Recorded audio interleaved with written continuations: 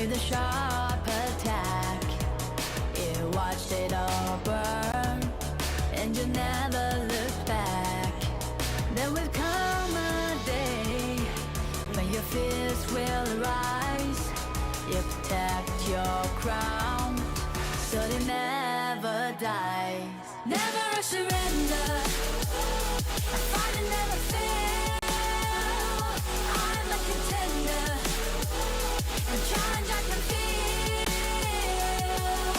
The smallest lies become the brightest enemies. Relentlessly, and even if you fall, you gave it everything to be a king.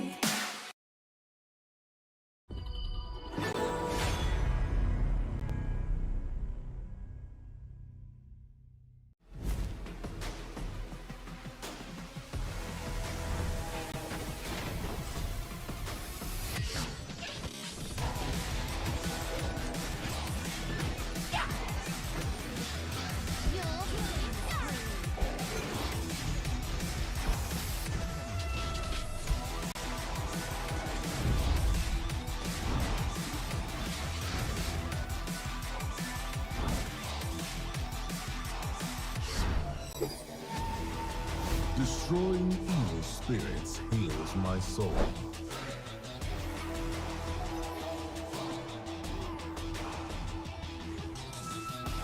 Finally awake. It's time to hunt.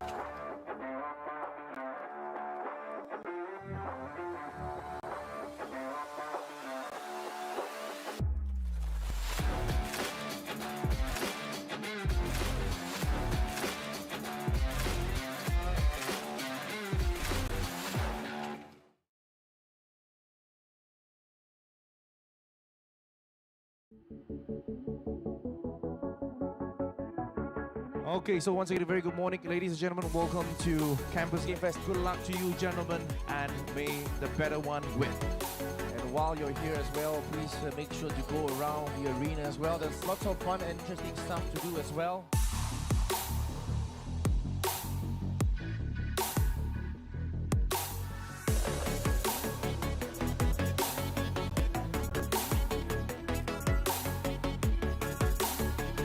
Looking out for all PUBG and Dota 2 players.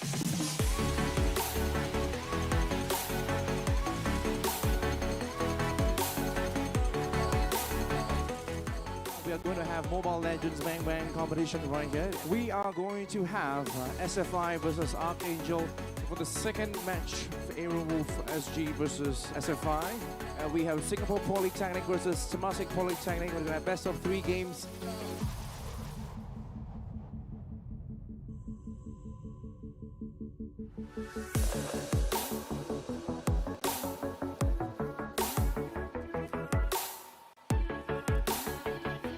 And let's get you guys ready for League of Legends.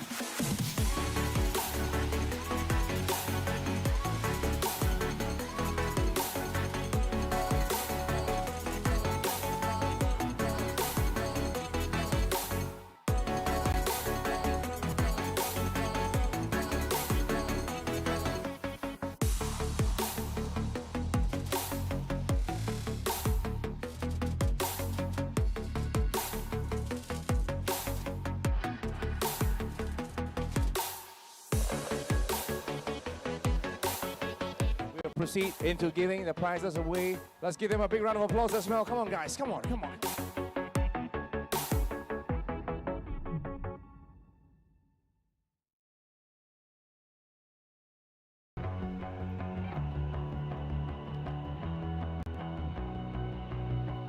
You've walked through the the darkest nights. You've heard the crowd, felt the blinding light. You were standing there when your heart comes alive. It's a dream I've had, and it never dies. Right here, right now, give it all to get it out. Never a surrender, a fight and never fail. I am a contender, a challenge I can feel. The smallest lies become the brightest enemies, relentlessly. And even if you fall, you gave me everything to be a king.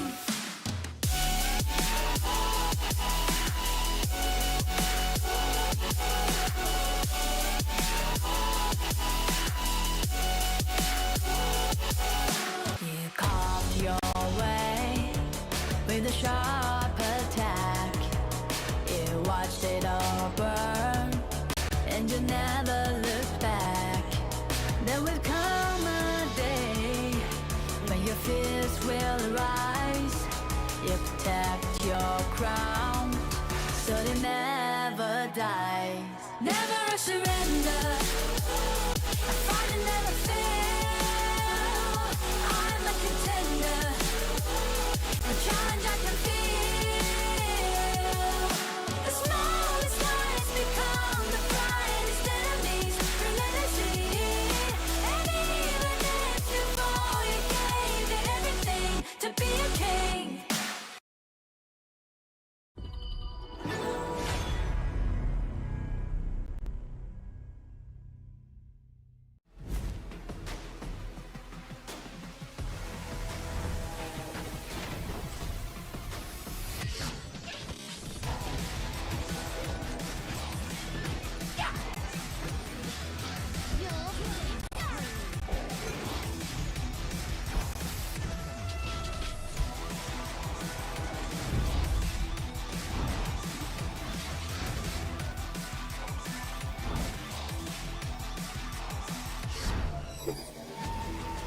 Destroying evil spirits heals my soul.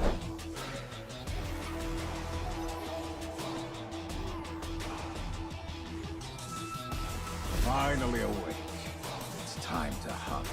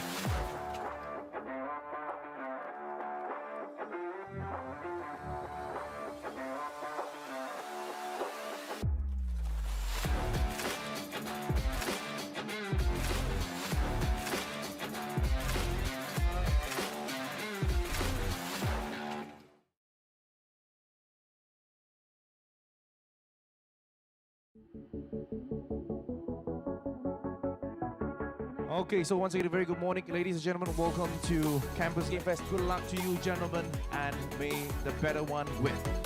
And while you're here as well, please make sure to go around the arena as well. There's lots of fun and interesting stuff to do as well.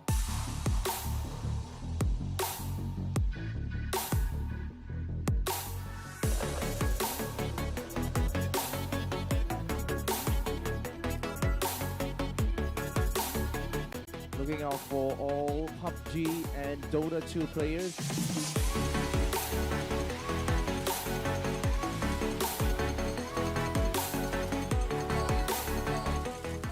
We are going to have Mobile Legends Bang Bang competition right here. We are going to have SFI versus Archangel for the second match for Aero Wolf SG versus SFI.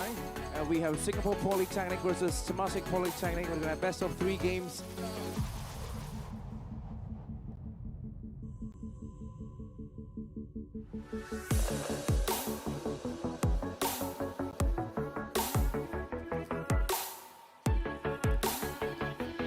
let's get you guys ready for League of Legends.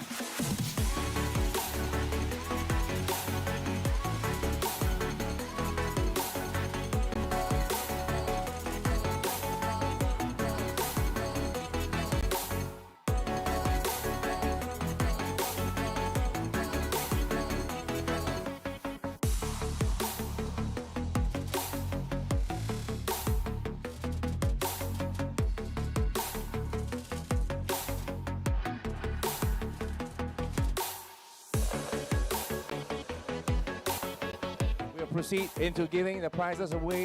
Let's give them a big round of applause as well. Come on, guys. Come on, come on.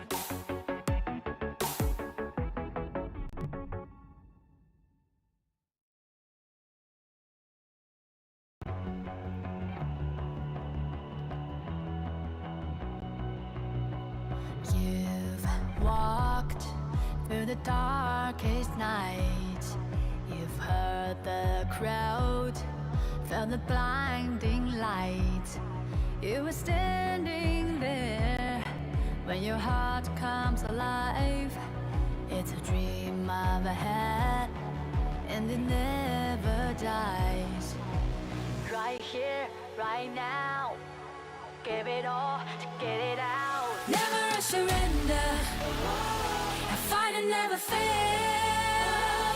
I am a contender, a challenge I can feel. The smallest lies become the brightest enemies, relentlessly. And even if you fall, you gave it everything to be a king.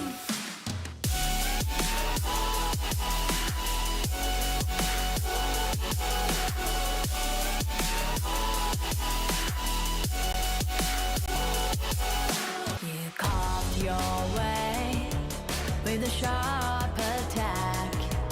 You watched it all burn, and you never looked back.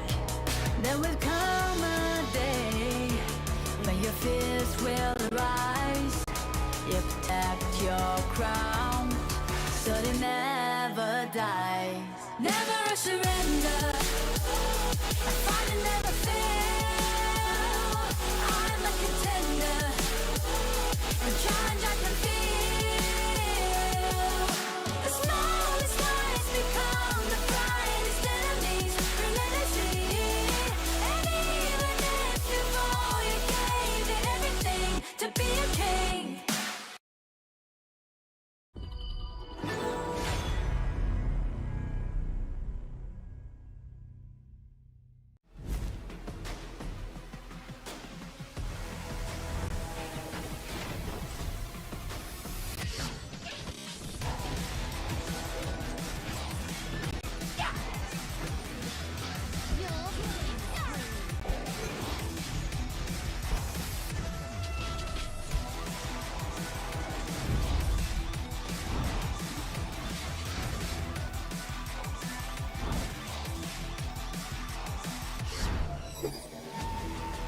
Destroying evil spirits heals my soul.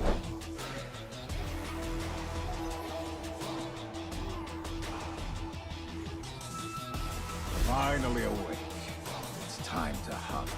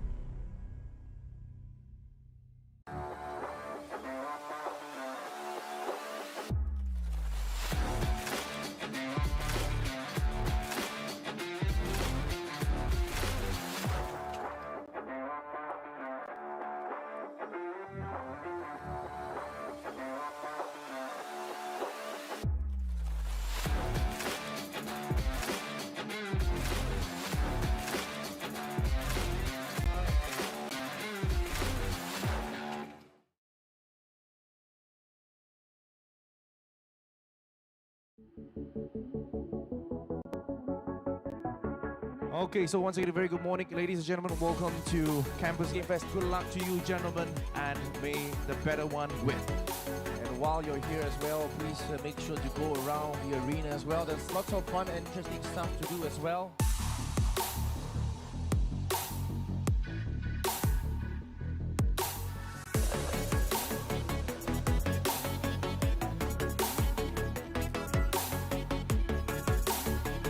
Looking out for all PUBG and Dota 2 players.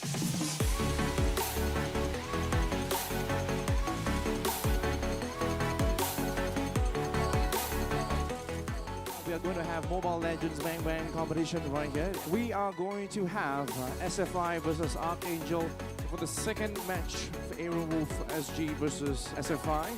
We have Singapore Polytechnic versus Temasek Polytechnic. We're going to have best of 3 games.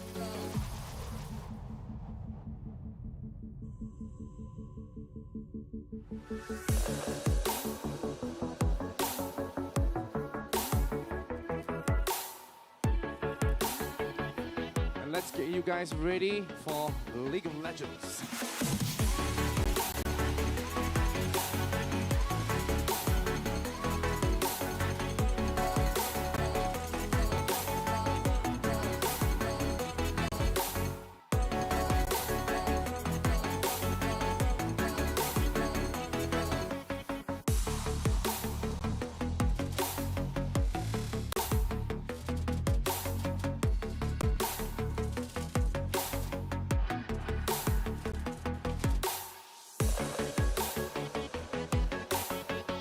Proceed into giving the prizes away. Let's give them a big round of applause as well. Come on, guys. Come on, come on.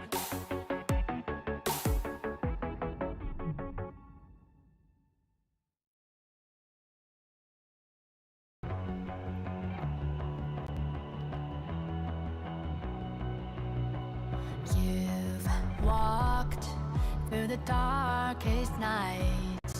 You've heard the crowd, felt the blinding light. You were standing there when your heart comes alive. It's a dream of ahead, and it never dies.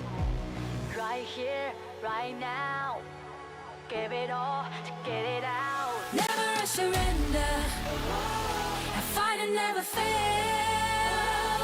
I am a contender, challenge I can feel. The smallest lies become the brightest enemies relentlessly. And even if you fall, you gave it everything to be a king.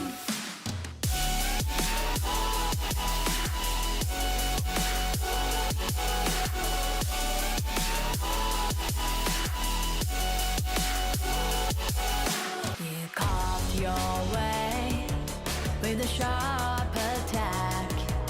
You watched it all burn, and you never looked back. There will come a day when your fears will arise. You protect your crown, so it never dies. Never a surrender, I fight and never fail. I'm a contender, a challenge I can feel. The smallest lies become the brightest enemies relentlessly.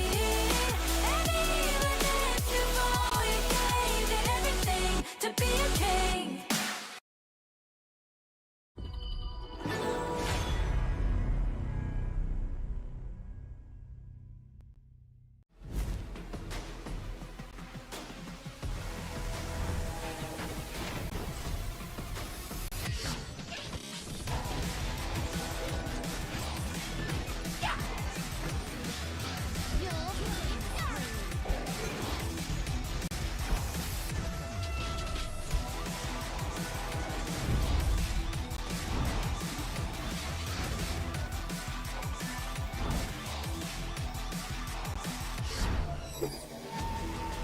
Destroying evil spirits heals my soul.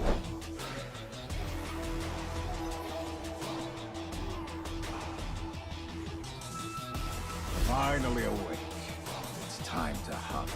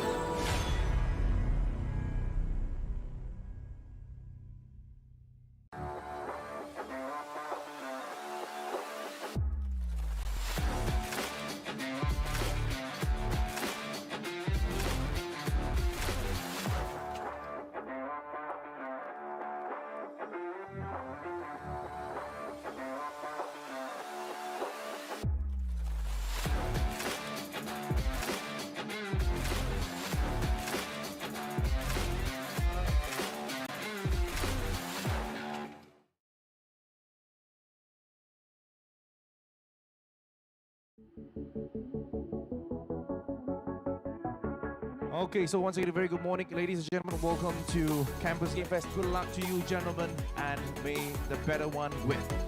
And while you're here as well, please make sure to go around the arena as well. There's lots of fun and interesting stuff to do as well.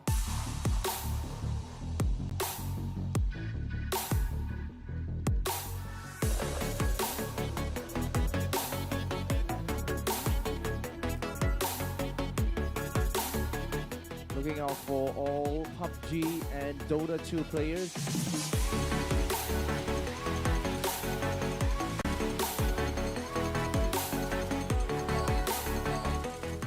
We are going to have Mobile Legends Bang Bang competition right here. We are going to have SFI versus Archangel for the second match for Aaron Wolf SG versus SFI.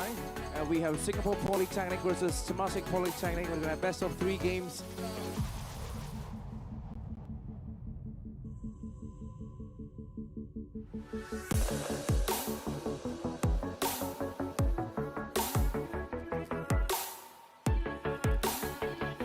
And let's get you guys ready for League of Legends.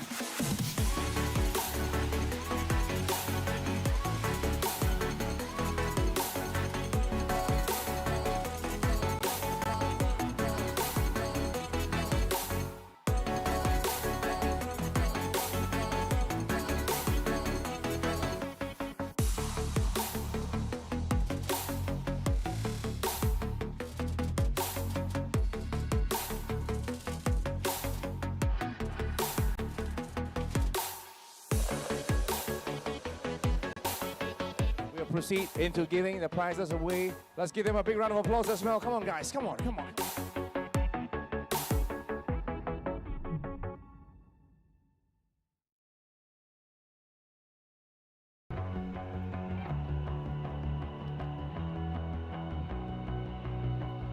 You've walked through the darkest night. You've heard the crowd, felt the blinding light. You were standing there when your heart comes alive. It's a dream I've had, and it never dies. Right here, right now, give it all to get it out. Never a surrender, I fight and never fail. I am a contender, a challenge I can feel. The smallest lies become the brightest enemies relentlessly. And even if you fall, you gave it everything to be a king.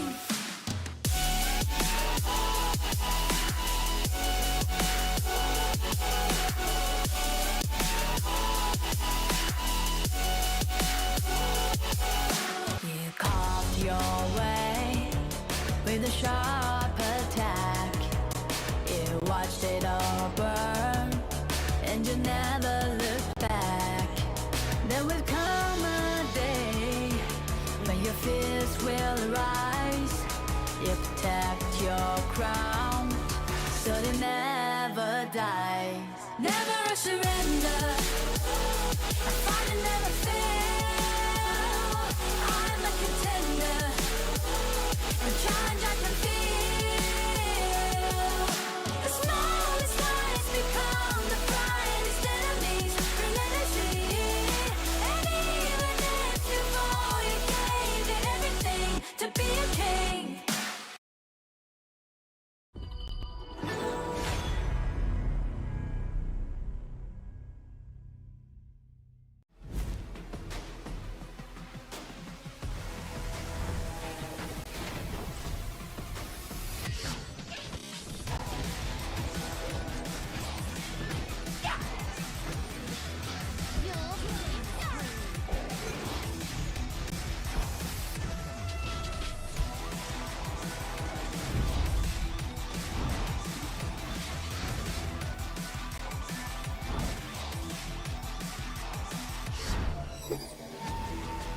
Destroying evil spirits heals my soul.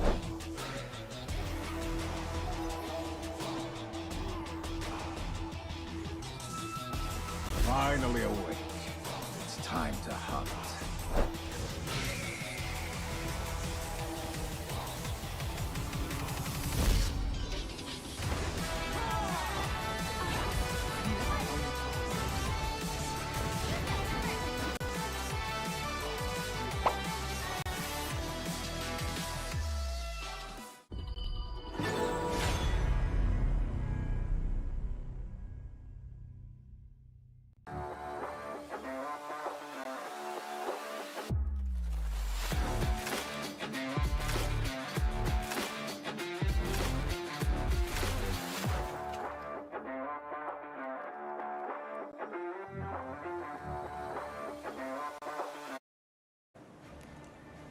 And we are here, guys.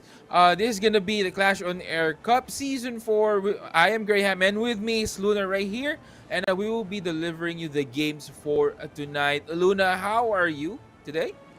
I am so excited! I can't wait to see how the quarterfinal actually gonna go because I feel like it's gonna be really intense, especially tonight. Yeah. We have 1v1 and 5v5 too. Yeah. This is quite new basically for me. Even in other MOBAs I usually, cast 5v5 only, but 1v1 I think it's gonna be exciting because we're more focused on just two players right here. Throwing out skills. Later we will give you some rundown with our 1v1s, but let me just ask you, Luna, how was your, it's February 15 right now. How was your Valentine's? Did you celebrate your Valentine's for this special someone? See, it's 15 today. I'm right here right now. What do you think? Okay. That's fine. But yeah, I hope you enjoyed your Valentine's. For you guys out there at home, hopefully you enjoyed your Valentine's. If you're still celebrating with your loved ones, then you can actually watch us here on our channels while you are celebrating, maybe while you're having dinner or whatnot. And we will actually bring you hot, heated matches for tonight. As what Luna said, we will have 1v1s and 5v5s as we show you our brackets right here. This is gonna be our 1v1 brackets, Luna. So interesting to see the preliminaries also already have played out, and right now we are on the quarterfinals. How do you think this will go, Luna? I mean, for our 1v1s. Oh, I'm anticipating what hero they'll be using because 1v1 is really heavy on how you pick your hero, how dominant it can be, especially I think crowd control. So I'm really hoping it's gonna be intense. Yeah, that's actually good. And me as well. I mean, I've been thinking when we were doing the rundowns a while ago, like, that question actually popped up on my mind. Like, who are the best heroes to pick? For 1v1s. I actually had some certain heroes in mind, but later we will discuss on that one. And also, we will have our traditional 5v5 matches for tonight. We will be having two sets of matches, two 1v1 matches, and then two 5v5 matches. But we will show our prize pool, Luna, for this evening for our 1v1s. Yeah, for our tonight 1v1 prize pool for the end for the final. The champion gonna get 150 ringgit Malaysia, while the first run-up there will be 100 ringgit Malaysia, while the third place will be 50 ringgit Malaysia. And I really wonder who can actually go through today's quarterfinal and went to the semi-final tomorrow and finally grab all these prizes. Yeah, that's a lot of skins already. When you go into HOK, maybe get that new skins available in the shop. So for you guys at home, we will actually guide you through on how this will unfold up until tomorrow. We will be streaming tomorrow as well. But we will see right now our match schedule. So we have two 1v1 matches as well. We said earlier we have G and June who will be fighting out just in a bit. And then we have Cupid and Kenji, and then we'll go to our 5v5s, basically the normal matches, TNT and 3 Degrees Esports, and then we have KHI and Eureka Esports.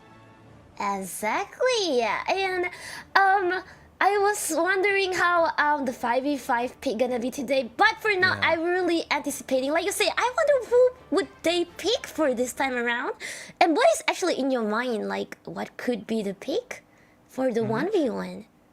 Well, you know what? A strong pick for 1v1 is Milady. Milady is Oh. very good in pushing towers and, pushing the lane. So I think this would be, a ban priority. Just to give you a heads up, guys, on how our 1v1s would go. There would be two sets of bans for each player. And then this is not a mirror match, basically. So what will happen is that each player will actually pick a hero of their choice. But again, they will be given two bans for this match. And then the first one to destroy the tower, the first tower, will be declared the winner. Yeah, so it's all about how quick you can destroy the first tower and control, and taking all the pressure is really actually gonna be hard, and the pick of the hero is playing the very crucial role at this point. That's right. So That's actually right, Luna. And that's why we're excited, This is not the usual tournaments that we see. I've heard 1v1 tournaments, but it's done really offline. But right now it is streamed, so a lot of people will actually see how 1v1s are really being played. exactly. And yeah, we for you guys, by the way, if you guys are interested to actually, join our community, the QR code is there. You can just scan the QR code below to join our community, and you might know, you might get your duos right here. You might even, meet your future teammates in our community. So if you guys interested to maybe join a tournament, or maybe just practice 1v1s, might have a 1v1 tournament again next season, so you could just scan the QR code below, and who knows, maybe you might be playing with me and Luna for some time. So yeah, just join our community. Yeah, and you know what? You might win the prize pool if you're actually that good. You might not never never try, never know. So join and scan the QR code. That is actually correct. So for you folks out there at home, if you guys we're just about to start our 1v1s in a bit. But if you guys, actually, Luna, what I wanted to, or what I always advise our viewers would actually be, doing before watching matches like this is for them to get, a quick dinner. But we're gonna see the 1v1 already, and interestingly, Luba number 7 has been picked up. And the opponent is actually Yang Tian. And yeah, and I think it might be a little hard for Lupin for now, I feel like, but it might have advantage at controlling in front of the tower because of its ulti. That's correct. And right now, both teams, there's actually a sprite right here on this side as well. So this might, give you additional funds. It is very crucial because, this is 1v1. You don't usually get a lot of funds. There's no farm heroes, and it's gonna be Yang Jian getting that sprite additional gold. And right now, he's gonna push on the lanes. But as you can see, Luba number 7 is actually very good on pushing the lanes right here. But on the other hand, Yang Jian is also very good at defending. And speaking of June, will get dashed down by Yang Jian, and June almost getting killed. Exactly, like Yang Tian actually, well, we thought the moment we thought like, hey, Lupin is doing so great, pushing, giving pressure, and Yang Tian like, whoop, take this, and Lupin actually back off. Now the pressure has switched to Lupin, but Yang Tian is still playing pretty safe. He went back, I think both of them went back to get a little bit of break, maybe kill, but oh look, Yang Tian is actually pushing. That's actually right. Also, I just want to, highlight right here that levels are also very, very important. If you're ahead by a level, which means that your skills are, a level strong from your opponent, that's going to be a big advantage, mostly in 1v1s. Which means that you have the better team fight. Well, I can't say team fight because it's basically just one person right here. But you have the better fighting capability, and Yang Jian now going in, but taking damage from Luba number 7. This might be a kill. Oh, June just going back, almost getting killed right there. But again, Yang Jian with the damage, and again the dash in, he's gonna get a first blood. That's gonna be 1 kill now on the board for Yang Jian. Yeah, and that's actually really quick. And I thought Yang Tian would take that opportunity to put some tower damage, but instead he decided to go for the spirit at the site for more money, and it's Yeah. a 0.5k different now. Would it make a significant difference? And Lupan is now back on the stage. I can see how Lupan is very cautious here with throw, Yeah. like his skill at the side. Yeah. He is actually, and Yangjan just have a lot of advantage right now, given that he is one level ahead, and the damage that he can give is just too much. Let me just remind you guys that Luban is actually not a tanky hero. Can easily be bursted down when someone actually assaulted him or is near him.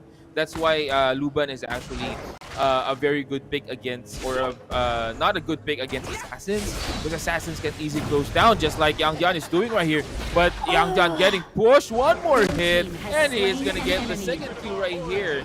It's G taking that second kill on the board, and this will be pushing up to the tower of Luban.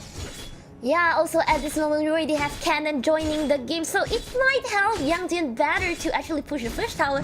But again, he's doing the same tactic. He would still farm first to make sure there is this gap on economy.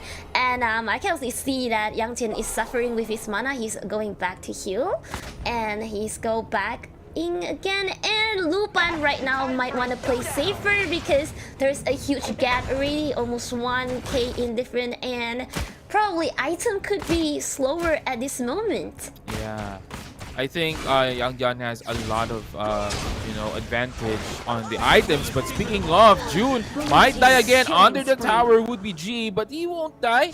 He has enough HP to tank that tower damage, and that's gonna be 3 kills on the board. Luna, Yangjan, or G here on his Yangjan is actually showing that he's so far ahead right now. The gap is just so big, and he just needs to go back to regenerate. But other than that, Yangjan G is doing a good job right here in pushing this lane of his.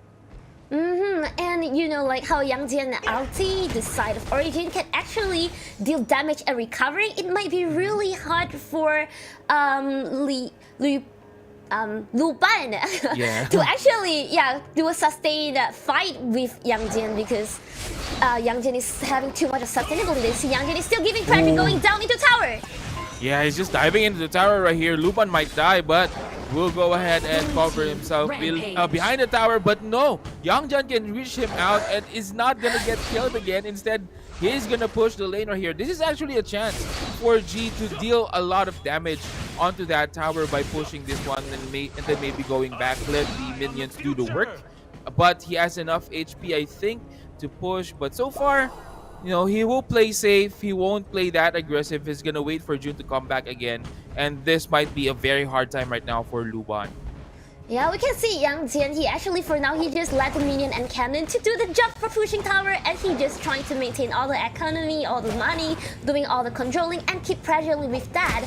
And for now, with 4-0, it's really hard for Luban. I wonder if he can ever turn it back. Ooh, the damage right there from Yangjan. Will he do what he did a while ago? No, he will just play safe. And again, he will go back. But again, as well, you can see Luna, this Luban and or June and G is actually having slowly but surely, G is actually widening the gap for them both, which means that in terms of 1v1s, hero versus hero, G has a lot of advantage right here. Imagine he can even dive onto that tower if he wants to kill this Luban. Yeah, but I feel like if Lupan played safe and tried to clear the minion when he can in nearby the tower, he might have a chance to wait until his items are of higher, fuller, and maybe that's when he can fight. But right now, I feel like he really need to play safe because he couldn't really fight. Just like he does right now. I mean, he's just throwing up bombs on the on the brush right here, just to make sure to search Luban, or to make sure that he knows where Luban or Yangjan will be coming in. But again, Yangjan, the damage and that site of origin will do a lot of damage right now. The creep wave is now coming in as well. This might be it for our first 1v1 game, Luna. That was quite a thrilling and exciting game, Again, this is my first time casting a 1v1 game, and that was quite exciting. Maybe we might get more exciting games later on, but how do you think about it, Luna?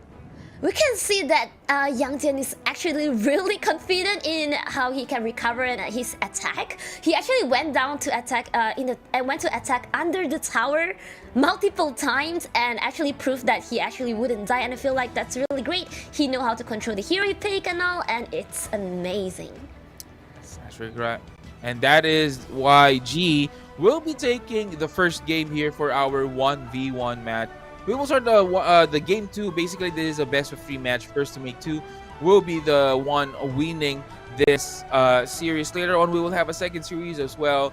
But Luna, we could see from the first game that we had that hero pick is actually very, very important here on our 1v1 matches.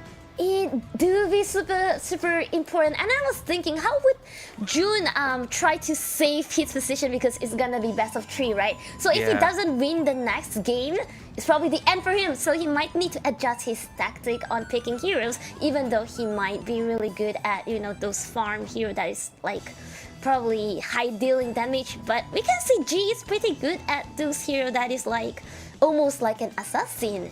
Like a jungler. Well, that is actually true, you know. And I think one option for you to possibly win this game is what I've said. Get your hero picks properly. Maybe someone who could clear the waves really quick, so that your minions can push, or maybe can deal quick damage to defeat the enemy, and then get your minions to push as well. Or maybe someone who could give a lot of damage to the tower. That would actually help. So yeah, that being said, you know, what hero comes to mind for you, Luna, if you're gonna, you know, think about this criteria and all? I was actually thinking a hero with crowd control while dealing damage, which Zhou Yu came to my mind. The one that has fire, because like it can control the lane, it can also burn down the tower, and it can also like has its first skill to actually push the enemy away, so it might be able to save this game. What about you? Well, as what I've said, Milady is actually a very strong pick right here. You know, has quite a lot of burst damage, has a lot of push potential. And for those who are playing on our pubs, on Honor of Kings, you would know how irritating it would be for you to face a Milady in the mid lane. You know, getting showered by his bots, getting bursted down, and then even the tower. You know, Milady's giving a lot of damage onto the tower. So I think Milady is actually a very good pick. Yuan as well comes to mind with that range that she has on his skills. You know, you could easily bring down heroes, can also clear waves real quick. So yeah, those are the top 2 heroes that I could think on top of my head that would be very effective in this 1v1 matches. And I actually would be really anticipating them picking like mid lane heroes, because I feel like there's be a lot of controls, a lot of like attacks going on, and like instead of one assassinating each other like just now. So I really hope there is a twist on this time around. Yeah, I was also thinking you could actually pick some sort of a tanky hero, you know, like Lian Po. Maybe he could tank the damage on tower and then just simply dive in. Zhang Fei might be as well, you know, just to make sure that you won't die. Because basically on a 5v5 setup, Lian Po can easily be killed because there's a lot of heroes on the other team. But what if there's only one? That's the question, right? Once Lian Po builds his items really good, he could just simply dive into towers. I mean, I am a support player. I use a lot of Lian Po. I think my best hero with support is Lian Po. So I know that onto the mid to later games, even early in the late into the early game, if you have enough items, Lian Po won't receive that damage much from the tower, and that might be advantage if you're gonna pick a tanky hero. Also assassins, you know, if you could maybe pick let's say a lamb that could actually go in immediately, kill the hero, and then you could easily, you know, kill the creep wave so that your minions can push in. That may be another, you know, tactic that you could do. So this is really a battle of wits, I would say, Luna. And as we say that, we will go to on our second game. Yes, as you can see, this time we have Lady Sun and also Diao Tan, which is a farm lane versus mid lane hero. What? I feel like mid lane hero could actually do better. What do you think? Well, this farm lane hero has a lot of range as well. So I think he will focus more on farming. But the question is, if this Diao Chan could actually, do really good, he might snowball into a win. But right now, G harassing this Lady Sun right here. He will get a lot of damage though. But this is the strength, and Diao Chan will now go in. Will take a lot of damage right there, and G might be in danger. One more skill hit, and he will get the first blood. G again, getting the first blood here on our second match, Luna. We can see how June this time is trying really hard to secure his second game. He's being super aggressive in this round. He used his skill like directly the silent. Yeah. Instantly just to get the first kill and secure the first giving pressure at the early game, and that's actually really daring. And I would wonder how would G give this pressure back. That's actually right, and I think it is more of a a mobility matchup because both heroes right here have a lot of mobility. But oh, there you go, G getting his first kill of the series. That's gonna be another kill on the board for G right now. This is scary actually for Lady Sun or for Diao Chan, because if once Lady Sun has her items, it's gonna be hard. Even though you can dive into Lady Sun real quick, but the damage that Lady Sun can give is just too much to handle for a mage. Exactly. So right now, look at G is trying to ambush, and here he come again to give attack, but he back off there, just cleaning lane. Oh, the damage! The damage is actually giving out right here for G, and he will go back. June, on the other hand, will get the experience right here. Because I believe he's behind by a level. Yes, he is behind by a level right here. But they're gonna see each other here on this brush. There's gonna be a lot of damage being given out to G, and G will just slowly go back. And that's the advantage maybe of a Diao Chan right here, Luna. Even though you're low on levels, but you have a lot of burst potential. The thing is, you have also low cooldowns as well, so you can actually spam skills. But the scary thing about that is, on the other hand, Lady Sun has actually a lot of burst potential once she casts your skills, and even her normal attacks would actually deal a lot of damage as well with the right items. But I can see some advantage on Diao Chan where her first skill actually went further and it go forward and back, so it might help her to actually clear the lane faster. And she's taking yet another River Spirit and trying to pull the difference in economy back, and he's like actually standing right in the middle, June, like trying to control the situation right now. But I'm afraid that G might do the same attack just like just now, a sudden burst. Yeah, there's just a lot of mobility, It's like an anime fight if you watch it closely, because both of them are, flying and tumbling side by side. You're just like watching an anime fight, right? Speaking of anime fight, Juno try to tease out G right here, maybe bait him out to go out of the tower range so that he could deal damage. But G is taking the range from G. All from that Lady Sun is just too much for June to cover for the meantime, and they will now push the lane. And I think this is where lane priority or lane equilibrium will kick in. But speaking of equilibrium, that's gonna be a damage onto June. But look at June where he is positioning, Luna. He's actually positioning just near the tower just to make sure. But oh, the first skill will actually not hit Lady Sun right here, but he will immediately give a lot of damage onto this tower. He's actually boxing out G right here. If you could see how he is positioning himself, he's positioning himself to make sure that the creeps would land near the tower of G, but not inside the tower. That's just 100 IQ creep or minion control right here for G or for June. Wow, and then June didn't just stop, he giving pressure again and making G almost dying again, and now G is running away. And I think this is really a good tactic for June because he's slower in taking down tower, so the only thing he can do is giving pressure on poking and harassing on G right now, so that there's more chance for her to push down the tower. And I wonder if she can do it right now. Oh, let's see if G can defend. Towers or the minions now pushing into the tower.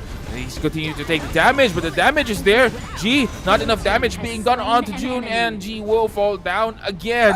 June almost getting killed with a sliver of health, and he will just go back, maybe recover some HP right here. But June is slowly but surely taking or giving those damage onto that tower. Exactly. That I was almost thinking like it might be hard for June to actually use the Diao Chan's ulti, the flowery potential. Flowery potential, Yeah. But then actually fighting on the tower is really good. I think that is. Now here the tower is gone, and June managed to secure back the second game, and now it's back to 1-1. Yeah, 1-1 it is. Yep, it's gonna be a very good intense fight right there, Luna. And as what I was saying, I think June has a deep understanding of how minion control should be. In other MOBAs, we call that grip control. Basically, you just keep your range just near the enemy's tower, but not inside their tower, just to make sure that you could, clear the creep or the minion waves really quick, and then you could shove your wave into the tower, and deal some damage onto the tower. That's what June did, and successfully did right here. That's why he's gonna take the victory here on the game 2. I almost feel like June is taking a revenge on G on last game, because you know how G keep like killing him in the tower. This time June picked Diao-chan just to revenge the same thing. I was like, you know what, take this, I'm gonna do the same thing for you under the tower. And I think June, you really did a great job showing that and revenging on that. And congratulations June on winning the second game. That's actually correct. And right now, this is where the bans and picks will kick in. So both teams have already battled it out, or both players have already fought with each other twice. So at least right now on the third game, they would know. They have an idea on what are this. Is my opponent comfortably using, and might ban it out on our third game, because this is very good. Nonetheless, it's very crucial for both players, because this is basically came down to best of one basically, and whoever wins the next match will proceed on to our semifinals for tomorrow. I can barely even predict who will be winning, because actually looking at these two games, I can see they are both actually good at. One is really good at knowing heroes, another one actually is really good at controlling and stuff like what you just said. And I think they are really good against each other. And what kind of hero would they pick next? Because we can see there's like Clash lane heroes, there's mid lane hero, farm lane hero. What about the next final game? What can we actually see? You know what? I'll be surprised, Luna, if someone picked a support hero. And then suddenly won the game. Like, how did he do that? Maybe like a Kui or what? Just hooking in, enemy heroes and all that. So yeah, it's surprising to see. I mean, this is just new, basically. Initially, for me, it is like, I haven't seen this kind of setup.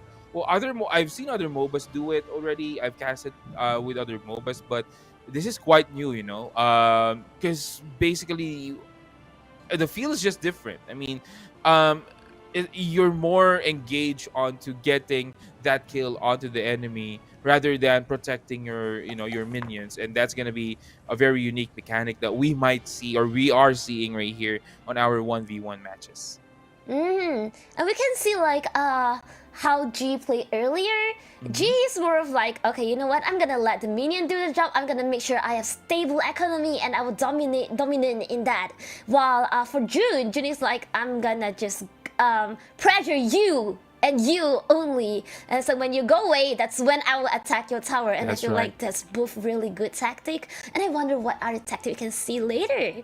Yeah, and that's what you've said. That's what I've said. We might see a different kind of hero this time, and I'm also excited to see what hero we will see on our game 3.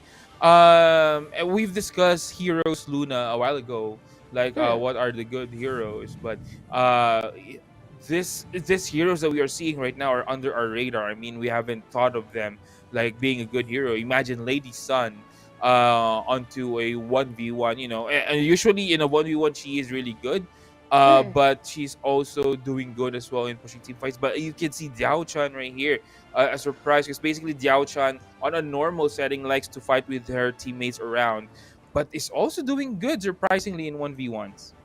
Exactly, and originally I almost thought like, what about Huang Zhong? Like Huang Zhong. But then I was like, okay, it might just sit there and die, so maybe not. Even though it's really good in taking down tower. So let's see what heroes they'll be picking for this third game, the crucial one. Oh, so we will see Marco Miyu and Polo. Marco Polo. Yeah. Yeah. So still, it was June who picked that, marksman, right? A while ago as well. June is the one picking Deltan earlier, and G is the one taking. Oh. Yeah. So it's So right really now a they switch. Yeah, they switched right now. It's interesting. But now June again harassing G, and he'll just go back. And again, we've seen how June actually managed to control his minions right here, and he has enough space right now to actually farm that sprite on the brush. So again, it's the zoning mechanism from June that is very, very, evident on his gameplay. But then I was surprised that Miyu was being picked because considering how it's not as aggressive most of the time, but maybe probably because of the ulti, G might be Yeah. planning to going down to tower again. I feel like. Yeah, and I think it is all actually a response onto June's lane pressure a while ago, because basically G with his hero could actually clear group waves immediately with that birds crows, if you may, of his. So yeah, also is actually good in team fight. So this is also a good candidate basically for 1v1s, and yeah, it's doing good right here for G. Both teams at this early Luna way back or on our 2 games earlier, you would see first blood already, but right now no first bloods yet. Yeah, Marco Polo, but still actually was trying to stressing on G because anyhow, Marco Polo has better lane killing skill comparing to me, yeah? And you can see that he's like trying to poke the tower a little, trying to harass G a little, and he has been dominating the rival sprite. It's actually correct, but Miwa later on will actually build up that damage, and once she has, this will be a tricky a tricky fight for Marco Polo, since she still has her ultimate, the Umbral Moon, wherein it removes debuffs and all, and you become untargetable. So this might be a headache for June if he actually comes in, off timing, because he might get off guard, caught off guard right here. Once G actually uses his Umbral Moon, but again, G going in onto June. This is interesting. We're already 3 minutes in the match and no first bloods yet. It's I almost thought they're gonna have a fight because suddenly G goes so near to under the tower of June's, and actually, like you say, G's ulti gonna make a huge difference. And is it gonna be happening right now? Nope, they're still playing very safe. Oh! Oh, there goes. He's gonna transport back onto the back lanes. No ulti right now for June. Is taking a lot of damage though. There goes your Ravenous Tether being done, and the Dark Transfer. But yeah, no first blood yet, Luna. It's pretty equal because, like, you know how Miyu get to open ulti, but Marco Polo at the same time has this mob ability to run right away. Yeah. It's ulti, so it might be hard for both of them to actually attack each other, because when Marco has its ulti, G can have his agility to go away, and it's the same for Marco Polo. But G has now go under the tower. Oh, and out. Yeah, and out. He's just gonna use that tether right, or the Dark Transfer. But the skills, Eternal Youth right here allows Miyu to just simply go in near this Marco Polo and deal a lot of damage, which is very scary once she got her items, her damage items, because Marco Polo is really not of a tanky hero. That's why when you're using Marco Polo, you actually should be aware of where your enemy team is and make sure that you use your ulti to the best of its potential, because if not, you're gonna get killed because you're very soft. You're easily a target if you're not properly using your skills. Also, I've been noticing how Marco Polo actually bought Purify, and I was wondering, would it actually be useful on Miyu? Oh yeah. Yeah, but when Miyu have this and frenzy going on, it might actually help her to actually deal more damage whenever they have a 1v1 fight happening. But right now, still very safe up to 5 minutes, and because it's the last game, probably that's why they're all very, very careful. But is there gonna be a fight? Oh me. Oh no, they're just poking each other out right here, Luna. Not even dying, but June slowly getting killed, but G also as well. There goes the Umbral Moon, but right now June will chase down, almost getting killed as well what is gonna June who's gonna get first blood here on our third game for the first series? Oh, yeah, but June almost died too. Luckily, he survived and he decided to clean the lane instead of going back to heal. He probably feel like he wanted to poke the tower a little because it's really hard to deal with Miyu considering how she need to like teleport here and there and the ulti. And now Miyu is back. He even took her healing under the tower. June. And yeah, it's almost done though. The tower is almost gone.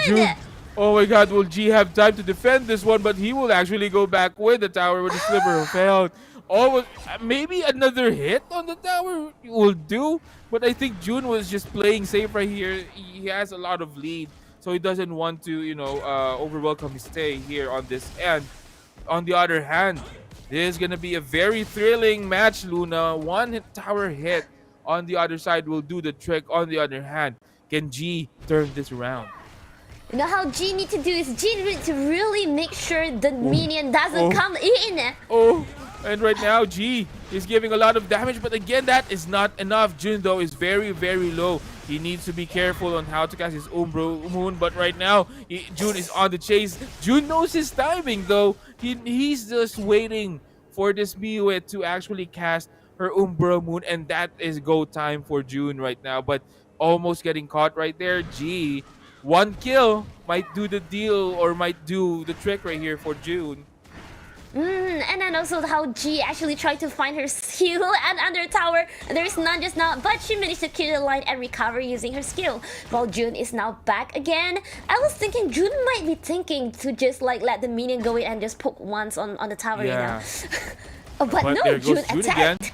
Yeah, he's actually harassing G. G's taking a lot of damage though. G will need to be careful right here. And right now, there goes your ulti, but Umbro Moon has been casted out. Will there be enough damage?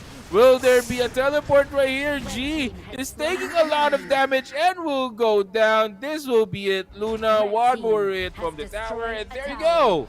It's gonna be June getting that first win of our 1v1 series. Wow, and it's Marco Polo versus Miyu. I feel like Miyu probably loses it. Like whenever she has an ulti, like Marco Polo just run away, and it's like almost useless. The timing are too good for June to do that, so it could be it looks really tough for Miyu. And congrats again for June. That is a really good showcase of how to play Marco Polo and controlling. That's actually right, and as what you've said, you know, Luna. June is just baiting out this Umbro Moon from Miyu. Like, he will not go in unless that Umbro Moon has been used. The only advantage I would say for June in terms of hero pick is that Marco Polo has a lot of poke potential versus Miyu. That's why, you know, he has this what do you call this? The timing wherein he will just actually throw out his first kill, giving out damage to Miyu, and then forcing out that Umbro Moon. And once that Umbro Moon is actually, you know, casted out or has been used by G, then it's go time for June. And that's what he repeatedly did, you know, because there's no way for Miyu to just go in and dive, poke this Marco Polo. But on the other side, Marco Polo has a lot of poke potentials, and that is what he used to his advantage.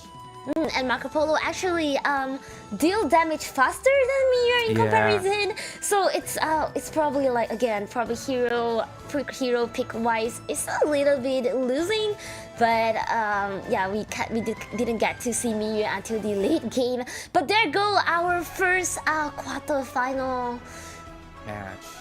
Yes, and we got June into semi-final.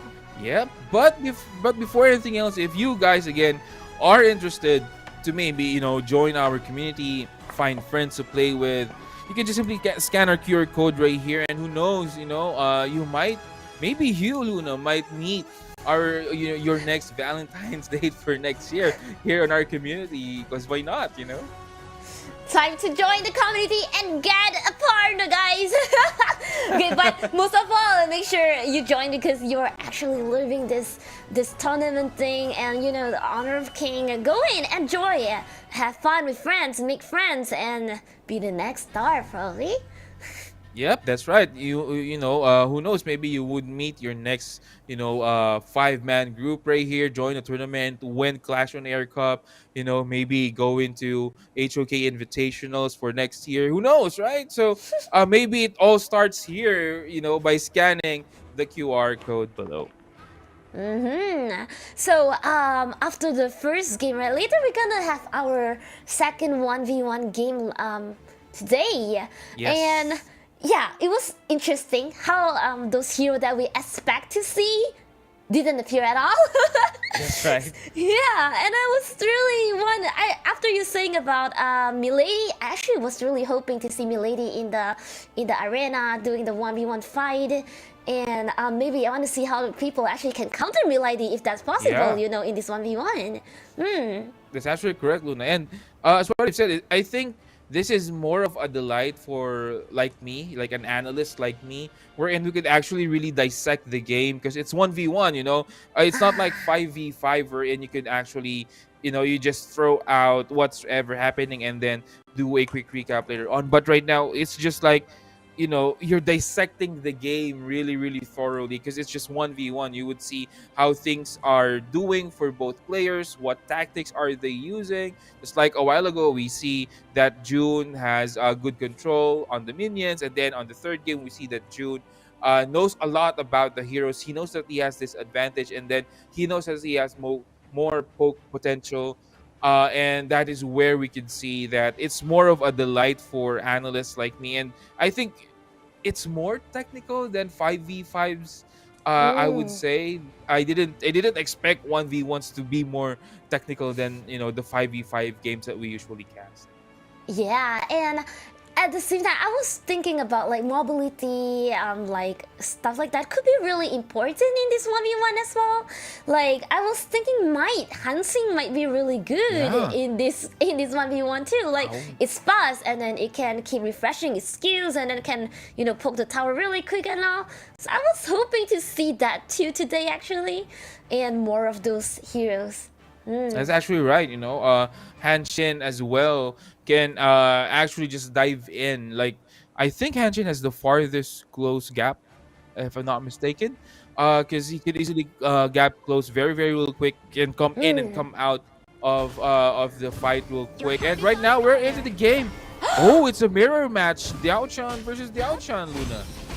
Wow, now this is interesting. Now this is fully about how you strategize and how well you know how to use the hero. And we can see they're almost at the same poking skill and they're like clearing lanes and maybe fighting that river sprite might be the very important thing again because it's the same hero.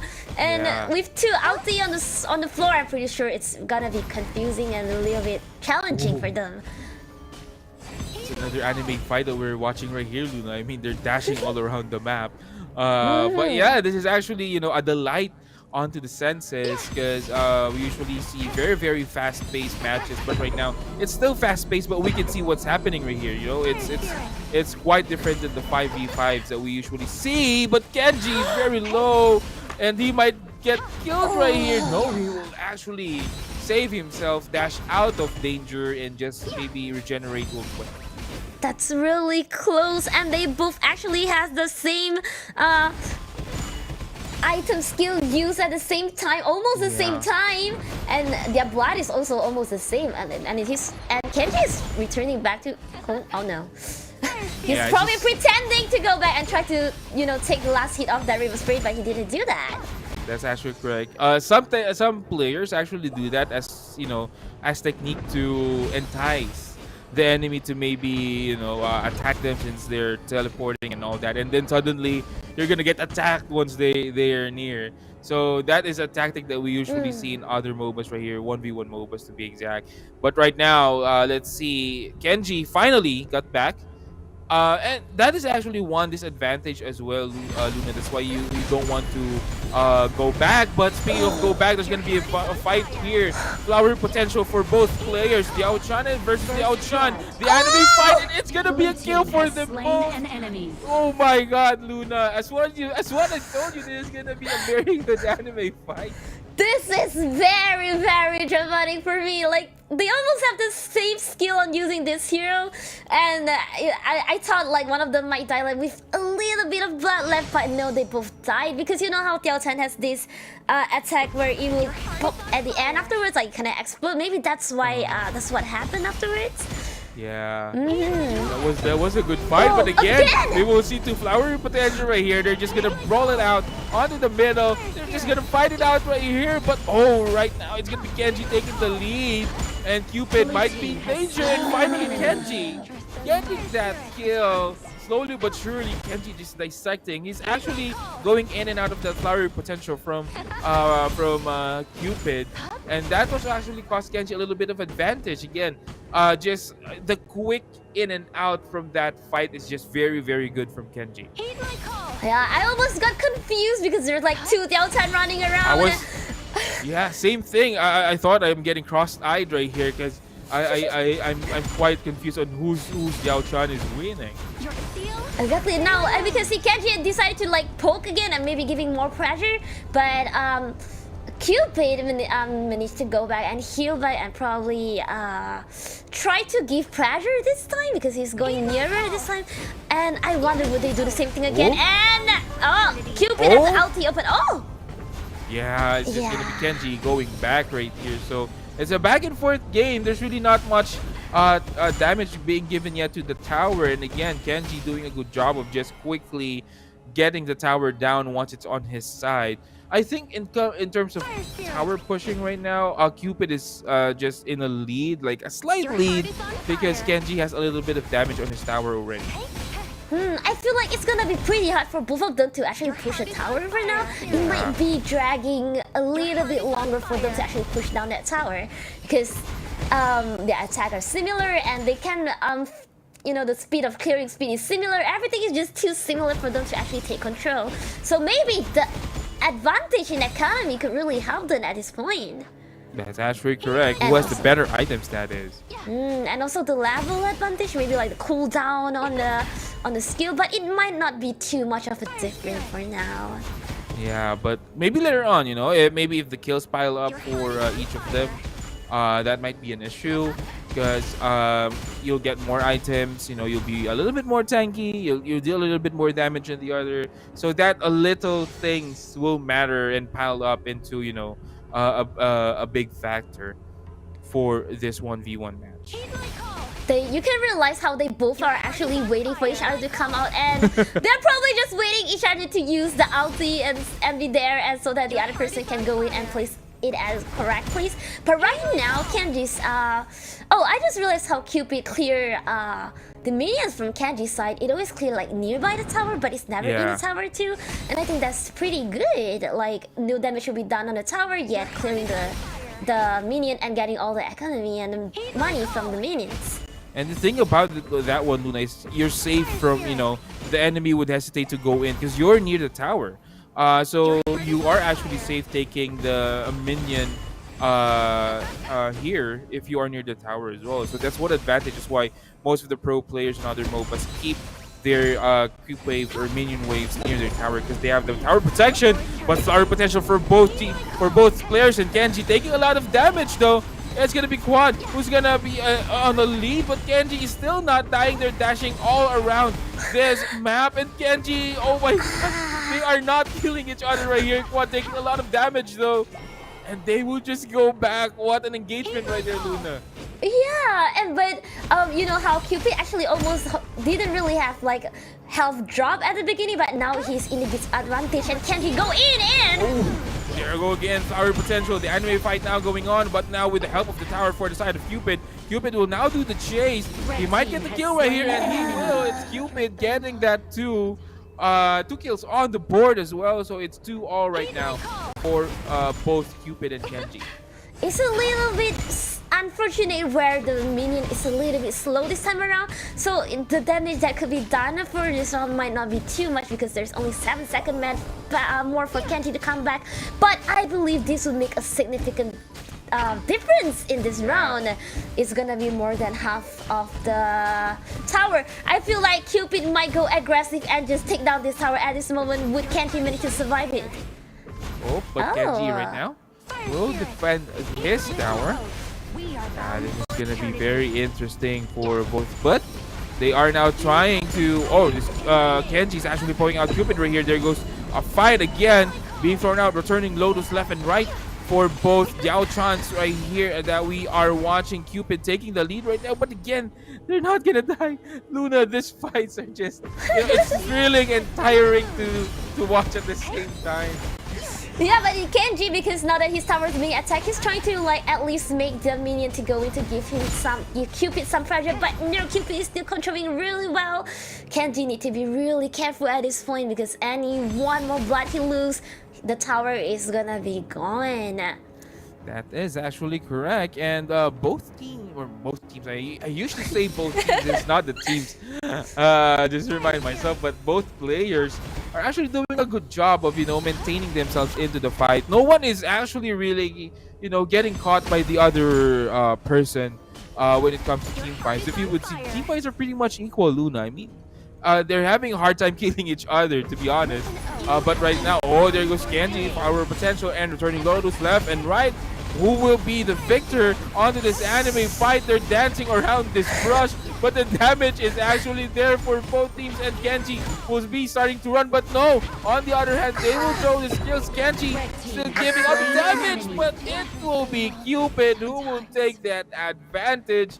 And this might be it, Luna. 20 seconds is more than enough to finish this tower onto Kenji's side, and it's gonna be Cupid taking that win, specifically the Diao-chan win here on our first game of the series.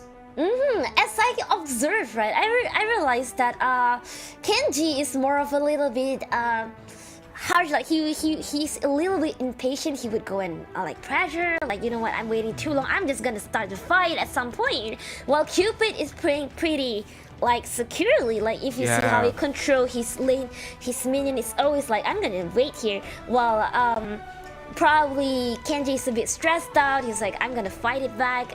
And yeah, too much of timing going on for them to fight. Like the dancing is intense actually.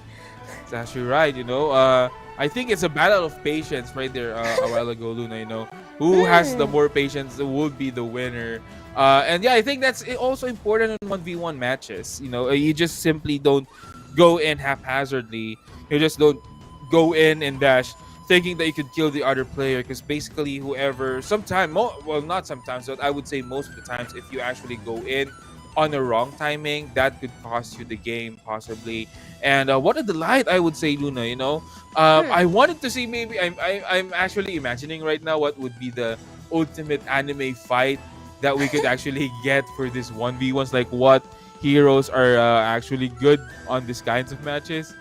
Yeah, it's just, as an anime fan myself, these kinds of matches are really, really entertaining for me.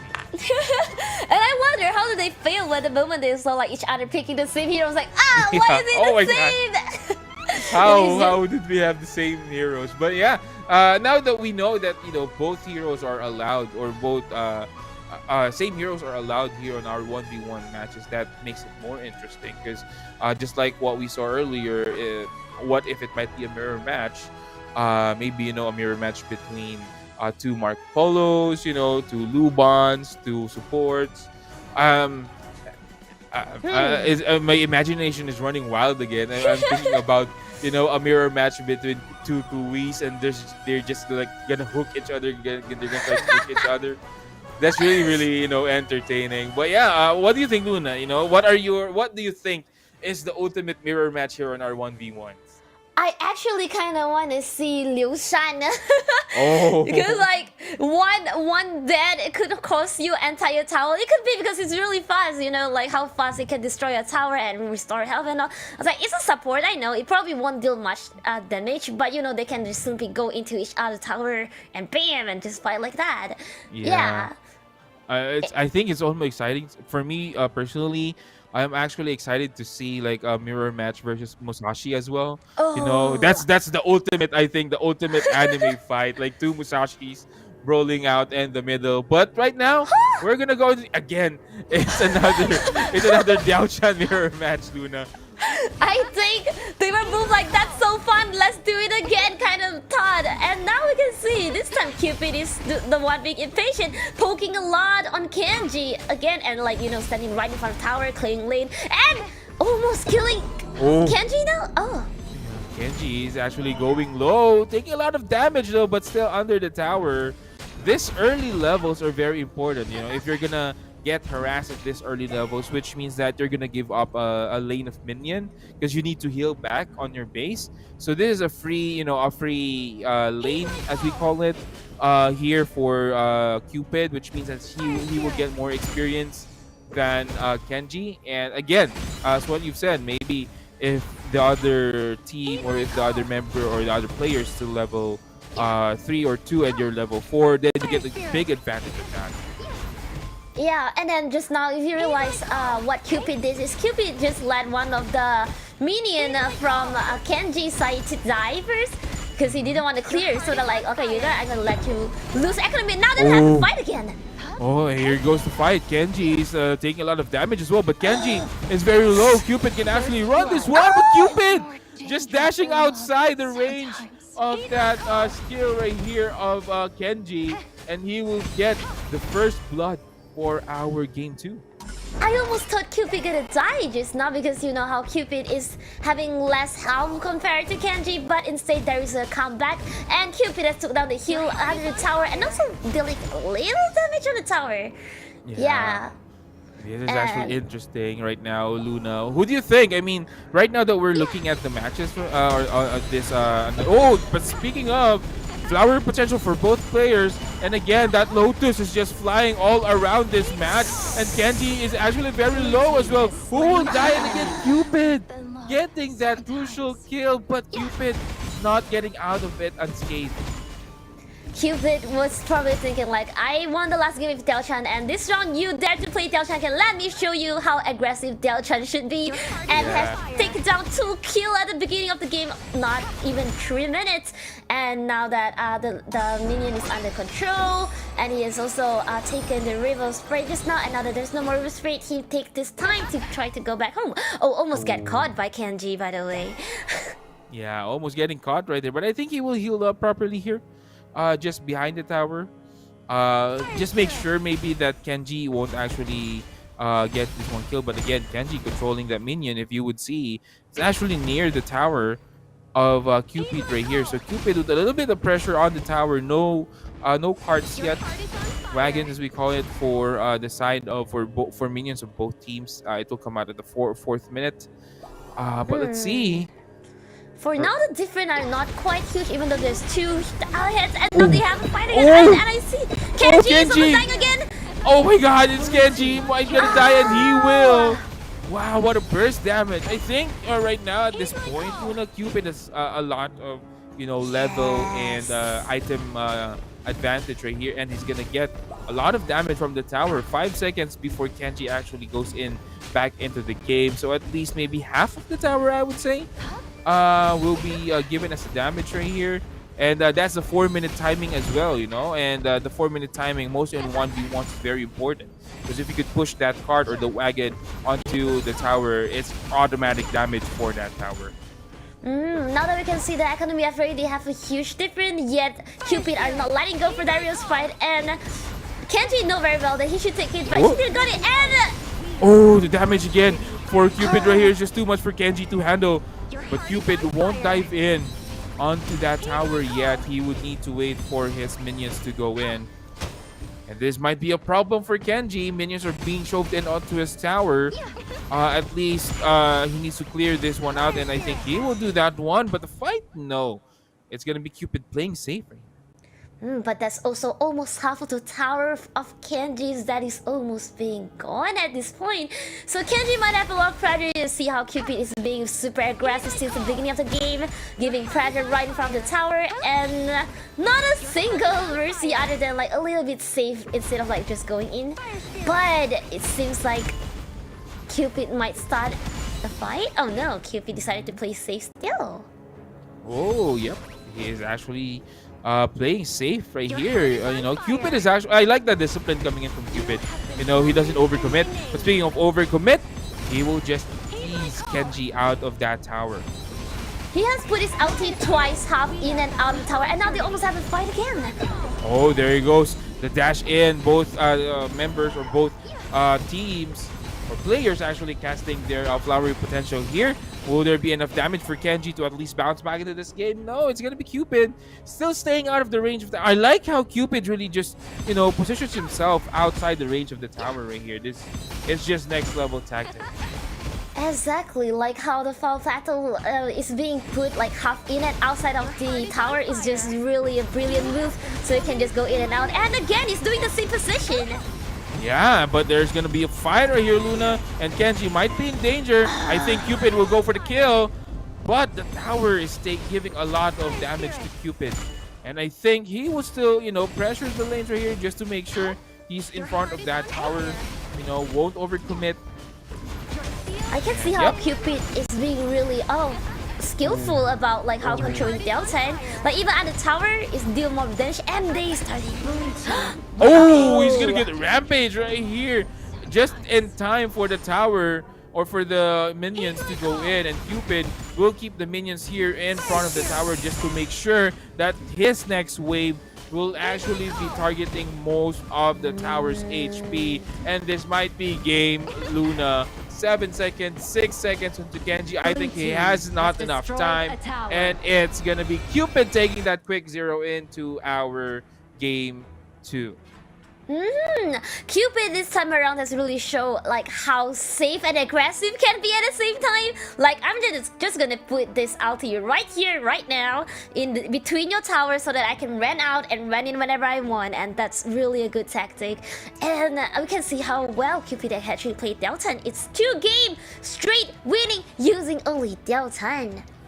That's actually correct. This is what you've said, Luna. It was nice that you actually noticed that Cupid's positioning onto the tower. I think we've seen him like approximately maybe 5-6 minutes just right there. I mean, the camera didn't pan out of that area. Basically, it's just Cupid maintaining his position, maintaining the minion waves onto that front, and just poking out his enemy, and just to make sure that even when he is using the dash with the flowery potential, he's just dashing just around the radius of the tower just to make sure that he's not gonna overcommit, and he's not gonna get caught in the tower as well. He rarely get caught. I think there was only one instance, but he didn't die. Almost died right there, but I think he was trying to kill the other Diao-chan, and yeah, but still the discipline from Cupid is just on another level.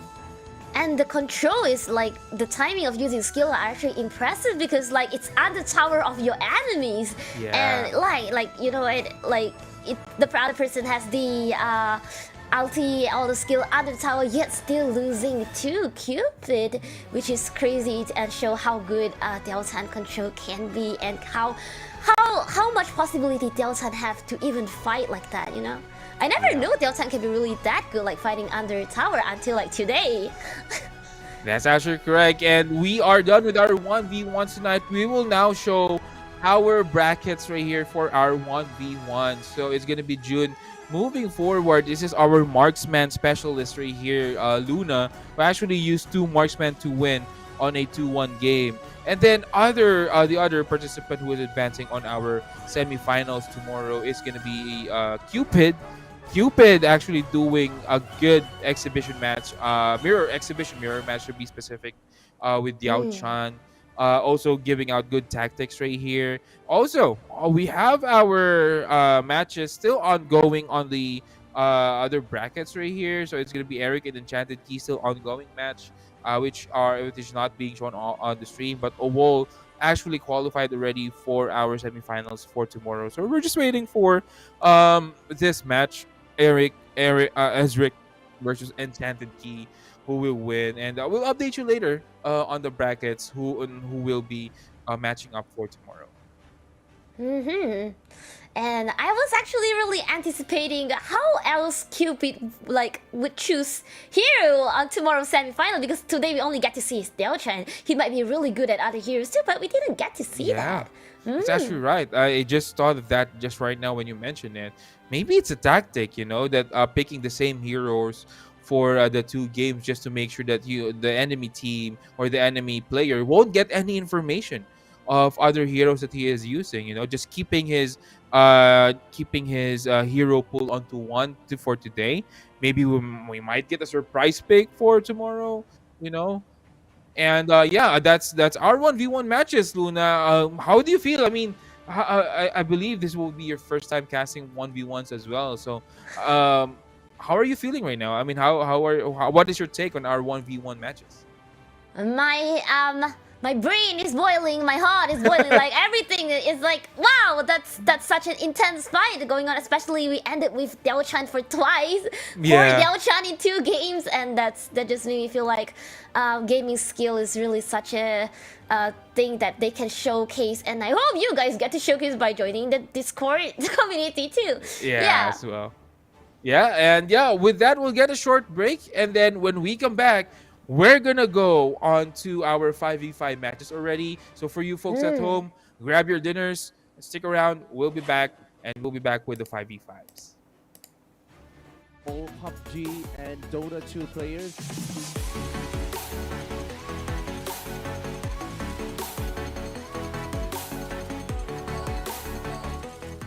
We are going to have Mobile Legends Bang Bang competition right here. We are going to have SFI versus Archangel for the second match for Aaron Wolf SG versus SFI. We have Singapore Polytechnic versus Temasek Polytechnic. We're going to have best of 3 games.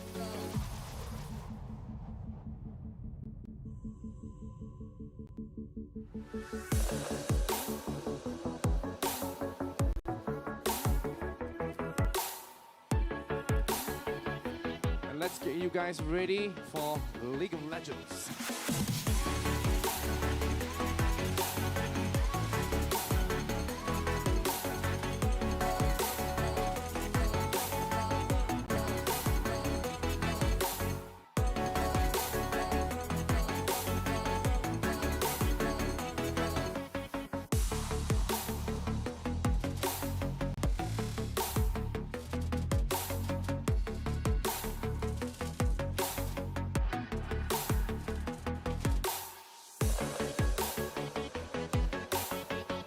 Proceed into giving the prizes away. Let's give them a big round of applause as well. Come on, guys. Come on, come on.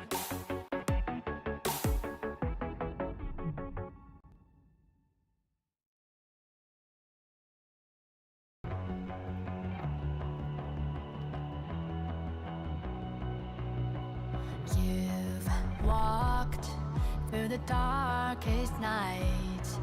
You've heard the crowd, felt the blinding light.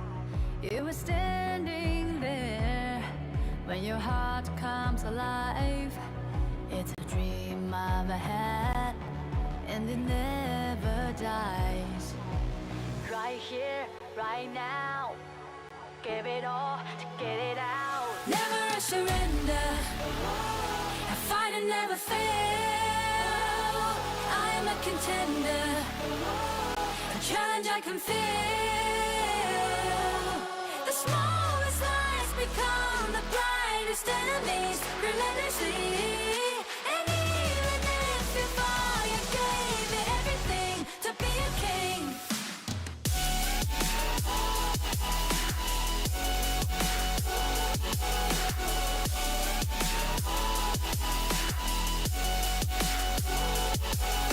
You carved your way with a sharp attack.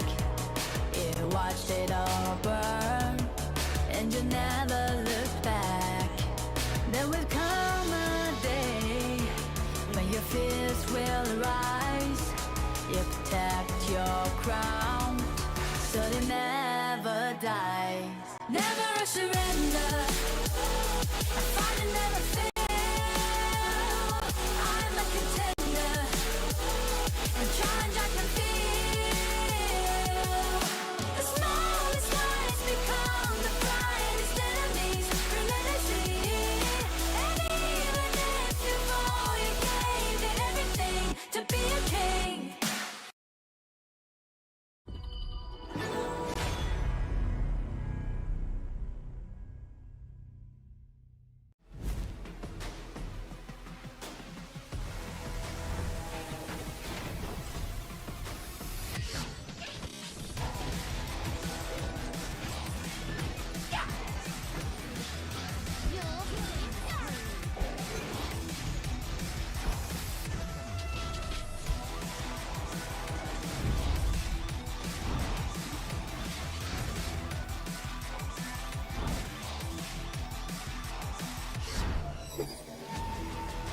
Destroying evil spirits heals my soul.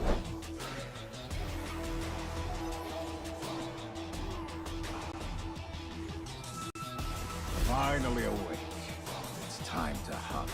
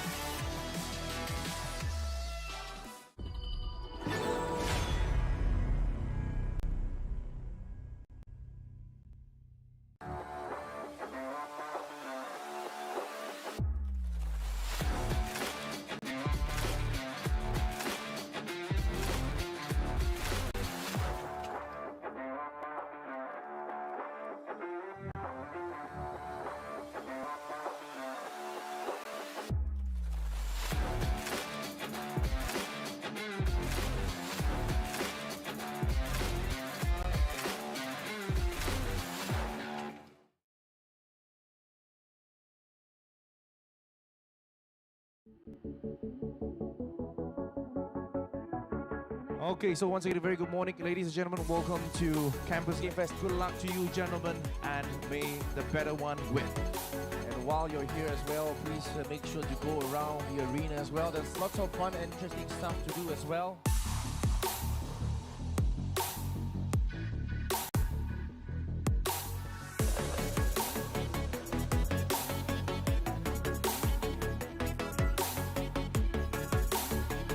Looking out for all PUBG and Dota 2 players.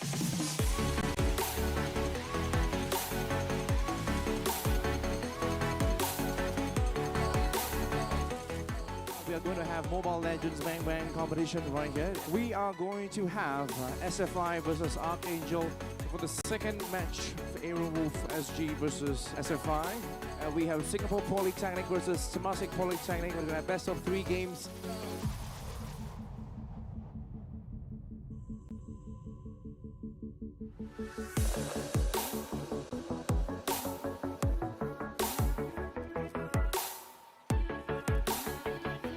And let's get you guys ready for League of Legends.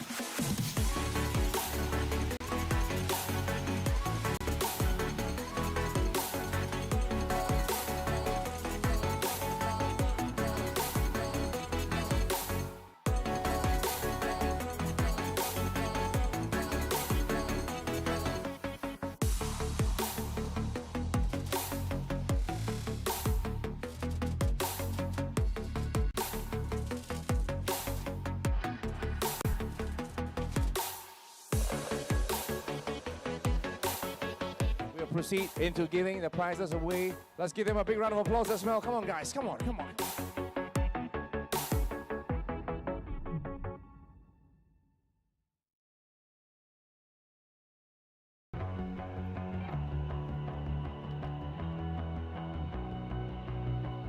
You've walked through the darkest night. You've heard the crowd, felt the blinding light. You were standing there when your heart comes alive. It's a dream I've had, and it never dies. Right here, right now, give it all to get it out. Never surrender, I fight and never fail. I am a contender, challenge I can feel. The smallest lies become the brightest enemies relentlessly. And even if you fall, you gave me everything to be a king.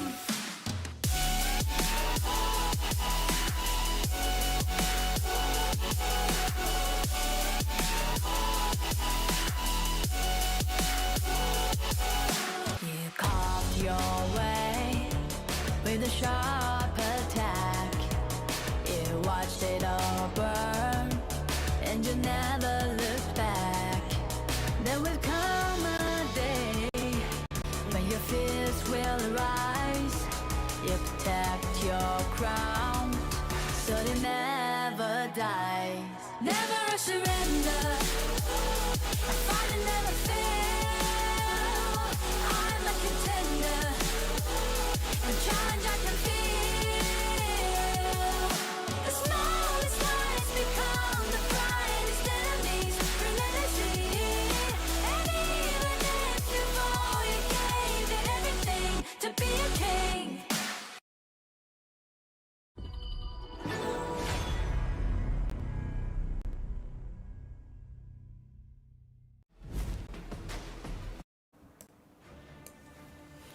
Yeah, welcome back to Clash on Air Cup Season 4 quarterfinal. But this time around, we are doing for 5v5. And today we're gonna show 2 games for our quarterfinal. Yeah, so I am, introduce again. I am Luna, and today with me is the great Graham.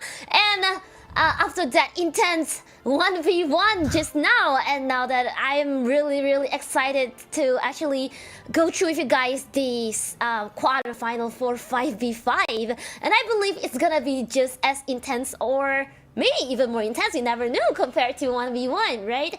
Team coordination, the lane domination in every lanes are very important.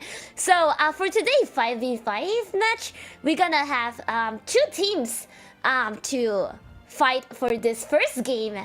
And here I would like to show you, this would be the bracket of today.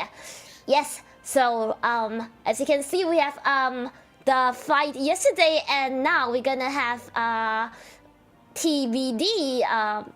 And we already have TBD and XDG already in the quarter, while we're gonna have TNT to fight with 3 Degree Esport for the first game and see who get to go into the quarterfinal. And yeah, and Nautasik will be there to fight together afterwards in the semifinals. So would it be TNT or would it be 3 Degree Esport? While at the same time, at the bottom we already have XDG going in. I'm sorry, I said it wrongly earlier. SCG already going in, while the second game of today will be between KHI versus Team Eureka. So there'll be 2 games they will be seeing and see who will be going into quarterfinal. That is actually correct, Luna. Luckily for me, I have information on these 2 teams that will be, casting right now. TNT and 3 Degrees Esports. Both teams, I believe. I'm not sure about 3 Degrees, but what I'm sure is that TNT is actually based in the Philippines. So this is actually a newly built team. They actually joined, I believe, the HOK Invitationals, but unfortunately they didn't go through the main brackets. But still, this team is not to be shunned upon.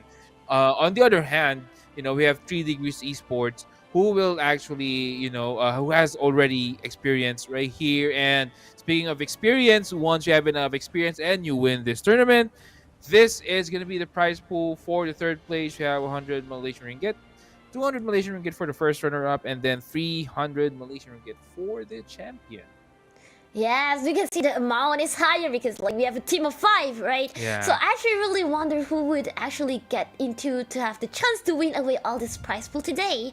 In considering how SDG used to join the game back then, but now today we get to see new star probably, who can actually go in and win away these prizes. That is actually right. And personally, I'm excited to see on how these teams will fare. But we will now show our schedule, Luna. Yes, for our match schedule today, as I mentioned earlier, we have 1v1 quarterfinal just done just now. While from now on, we're gonna have 5v5 quarterfinal 1 at 8:30, which is in a while, between TNT versus 30 Degree, while another game afterwards that we'll be watching at 9:45 will be in between KHI versus Eureka. That's actually right. And just to give you a little bit of information as well, just for you as well, Luna, and for our non-Filipino friends right there. TNT, their tag name is Tropang Alab, which means in English it's like fiery friends. So yeah, that's what it means in English. So it's interesting to see how fiery they are, going into our match today. And this is more exciting because we have actually our draft later on will be shown. But it's more of a battle of wits between two teams right here. And just to give you, well, I believe Clash on Air has been, an advocate for the global ban, a type of tournament. I'm not quite sure if you're familiar with it, Luna, but the thing with global bans is that once you use one hero for a match, you cannot use it for the rest of the series anymore. So that's the thing. Yeah, for 5v5 at the same time, I was really excited, mainly because at the starting, it can already drag a really huge difference, and I feel like jungler really helped in deciding how the game will go, and I'm really excited to see that. And yeah, so I really want to see what would they pick for each team. Absolutely correct. And speaking of picking for each team, we will now go into the graph. A quick Doya ban right here. Doya being still a very good hero to a support hero to be exact. And then Mai Shunui also being banned, a very mobile mid lane hero. My channel is being banned. I think it's pretty normal because like how mobile it is and stuff like that. Well, Dahlia and Diadia is being banned. Obviously, the one of those best support that give like ulti refresh and also poking and even taking taking away your money. That Diadia, really a good ban right there. And I wonder, the next one is Sun Tzu. Sun Tzu, yeah, Sun Tzu being banned as well. I think TNT wants to get a very safe, hero right here. Maybe Sakir popping up. This is actually the first time I would see Sakir on a tournament, so I'm quite excited on how this will turn out for TNT Tropang Alab. But for 3 Degrees Esports, this might be under the radar. This is just a new hero right here, and we are actually seeing it. But they're gonna secure a very reliable Arlie. Arlie, high mobility again, and at the same time, I'm really excited to see Sakura also. And you see how like TNT actually has banned Dahlia, Diadia, and using Sakura to focus on healing, but it still doesn't stop 3 Degree to actually use Taiwanese to actually counter the healing. Well, next they have Mayen in. Ooh, Mayen, another mobile hero as well, can tumble out and tumble into fights. And then Musashi, probably going to be the jungle, it's going to be a jungle Musashi and then a Clash lane Mayen right here. So these two heroes, I think this would actually compensate because these two heroes are really not that tanky. So if you have Sakir who is giving out a lot of, support on the backlines, buff, that would be a lot of help. But on the other side, Luna or 3 Degree Esports will get this jungle Menki. Menki and Arlie, I can see that they will be rolling around, like moving around a lot. So I was wondering, would they be focusing more on this ability? While at the same time, they have banned Niwa. Niwa recently has been banned really a lot, mainly because of how annoying it can be. Like pushing people, clearing line real quick, helping from afar, and I think that's a really good ban. And what would TNT ban on the next one? That's interesting. Now, I just wanted to, point out, Luna, that Musashi is actually a very good counter against this mobile heroes like Arlie. So basically, if this is actually a good pick for TNT because with Musashi's ulti right here, it could easily close in immediately onto that Arlie. Imagine if you have a Arlie who is very mobile and you have this ability to counter, or to close in real quick, and that is the reason maybe why they banned Sunche as well, because Sunche is actually a very good hero as well to close into very mobile heroes. But yeah, bans now coming out. Anua and another ban right here for 3 Degrees, and then Byron on TNT will be banned as well, including Elaine. And also Long is being banned. Yeah, you can Long. See, 3 Degrees trying to like secure to make sure that they can't really outrun anymore using Long. If Long is in the game, it's gonna be so hard. And at the same time, you also get another banned hero at TNT team. And that's a Clash lane hero, seeing like how they actually try to like limit each other, and that Clash lane hero belong to Alien, probably because of they don't want them to be that tanky or something. That's right. That's right. There's too much tank already on the board. I mean, Monkey is actually very very tanky already, and I think they just want to sustain the fights. I understand how Taiyan actually got picked as well by 3 Degrees Esports, but right now another pick coming in for the side of 3 Degrees Esports, and this is gonna be a very good zone out hero. So this is gonna be interesting to see on how will they utilize this hero. Yeah, well, TNT has already picked Tyrion Jie and also Yu Huan. And like how Sakura is healing and also Yu Huan is also there healing. And Yu Huan is actually probably gonna be mid lane, and that's pretty interesting to see as well, because mostly people like it as jungler, right? Well, That's right. 3 Degree probably going for like you can't catch me kind of direction, because Ising, and Arlie and like Monkey, everyone's like, I'm just gonna move around and like control you kind of thing. I That's was right. thinking that, but what would be their last pick? And we have a Mulan. Ooh, yep. There's too much mobility for the side of 3 Degrees Esports. I mean, yeah, TNT has a Musashi right here. But other than that, there's really not much reliable catch that you could actually, give out, given how mobile the 3 Degrees Esports lineup is. So interesting to see how this would fare. And I would, since I believe this would be one of the first Yixing games that I would be seeing. I actually use this hero a lot on our on pubs, and this is very effective in closing out or trapping heroes that are very very mobile. And yeah, this might be a problem for Musashi and Mayid in the long run, but TNT Chopang Alab actually has that very good sustain at what you have mentioned. You Luna, you have both the support and the mid lane or the jungle giving sustain right here, but there goes Seizing, just giving out a lot of damage into this early game, and it's gonna be an early mid right here. They will try to utilize this Arlie into the mid just to make sure that they could rotate Arlie really, really quick into the match. Oh, and they're now invading the jungle in TNT, but they have run away because the jungler is right here, and it probably ended up with a fail. But we can see how Arlie and with support in the middle, they probably want to attack from the middle first. But Sakura doesn't allow that to happen. Yeah, Sakir. Actually, all his, if not mistaken, all his skills have heal. So given the sustain that this can give Yuan, imagine Yuan and Sakir giving heal to each other. I don't know how you're gonna kill this one early in the game. We can see that 3DG was trying to pressure in the middle, but it doesn't really help. But now in return, Sakura is going with E1 into their jungle, trying to take down that monster, but it didn't. But E1 also tried to take the other, and now they are all back off. Probably gonna go to start farming, because that's a bit intense at the beginning in the mid lane. That's right. I think we will see more intensity on this game right here once Musashi gets his level 4. Because that's a time that you can actually fight it out. But Yixing actually trying just to give out damage casually right here into, Yuan. But Yuan will just, go back.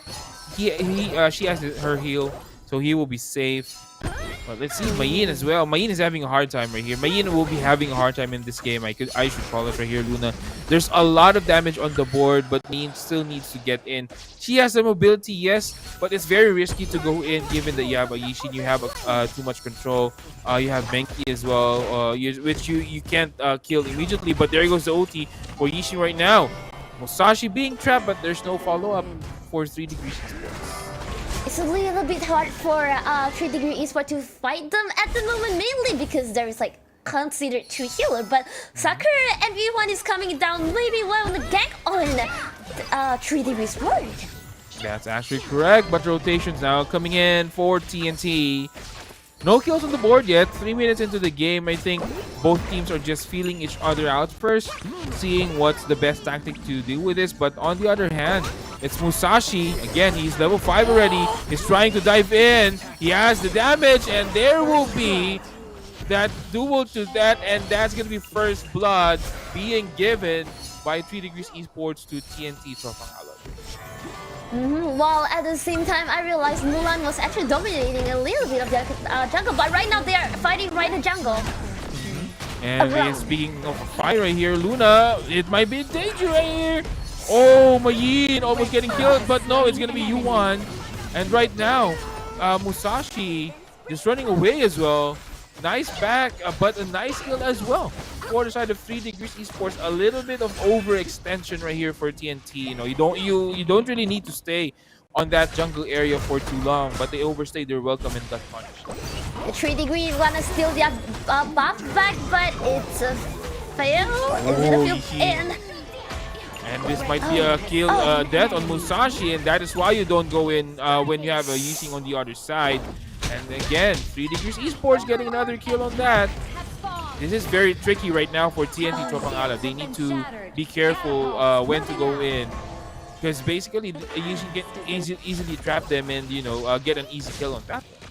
What I realized is 3 Digi Esport right now is mostly like not leaving anyone behind, at least 2 people at once. And now that's already taken the first Tyrant at the mark of early game for minutes.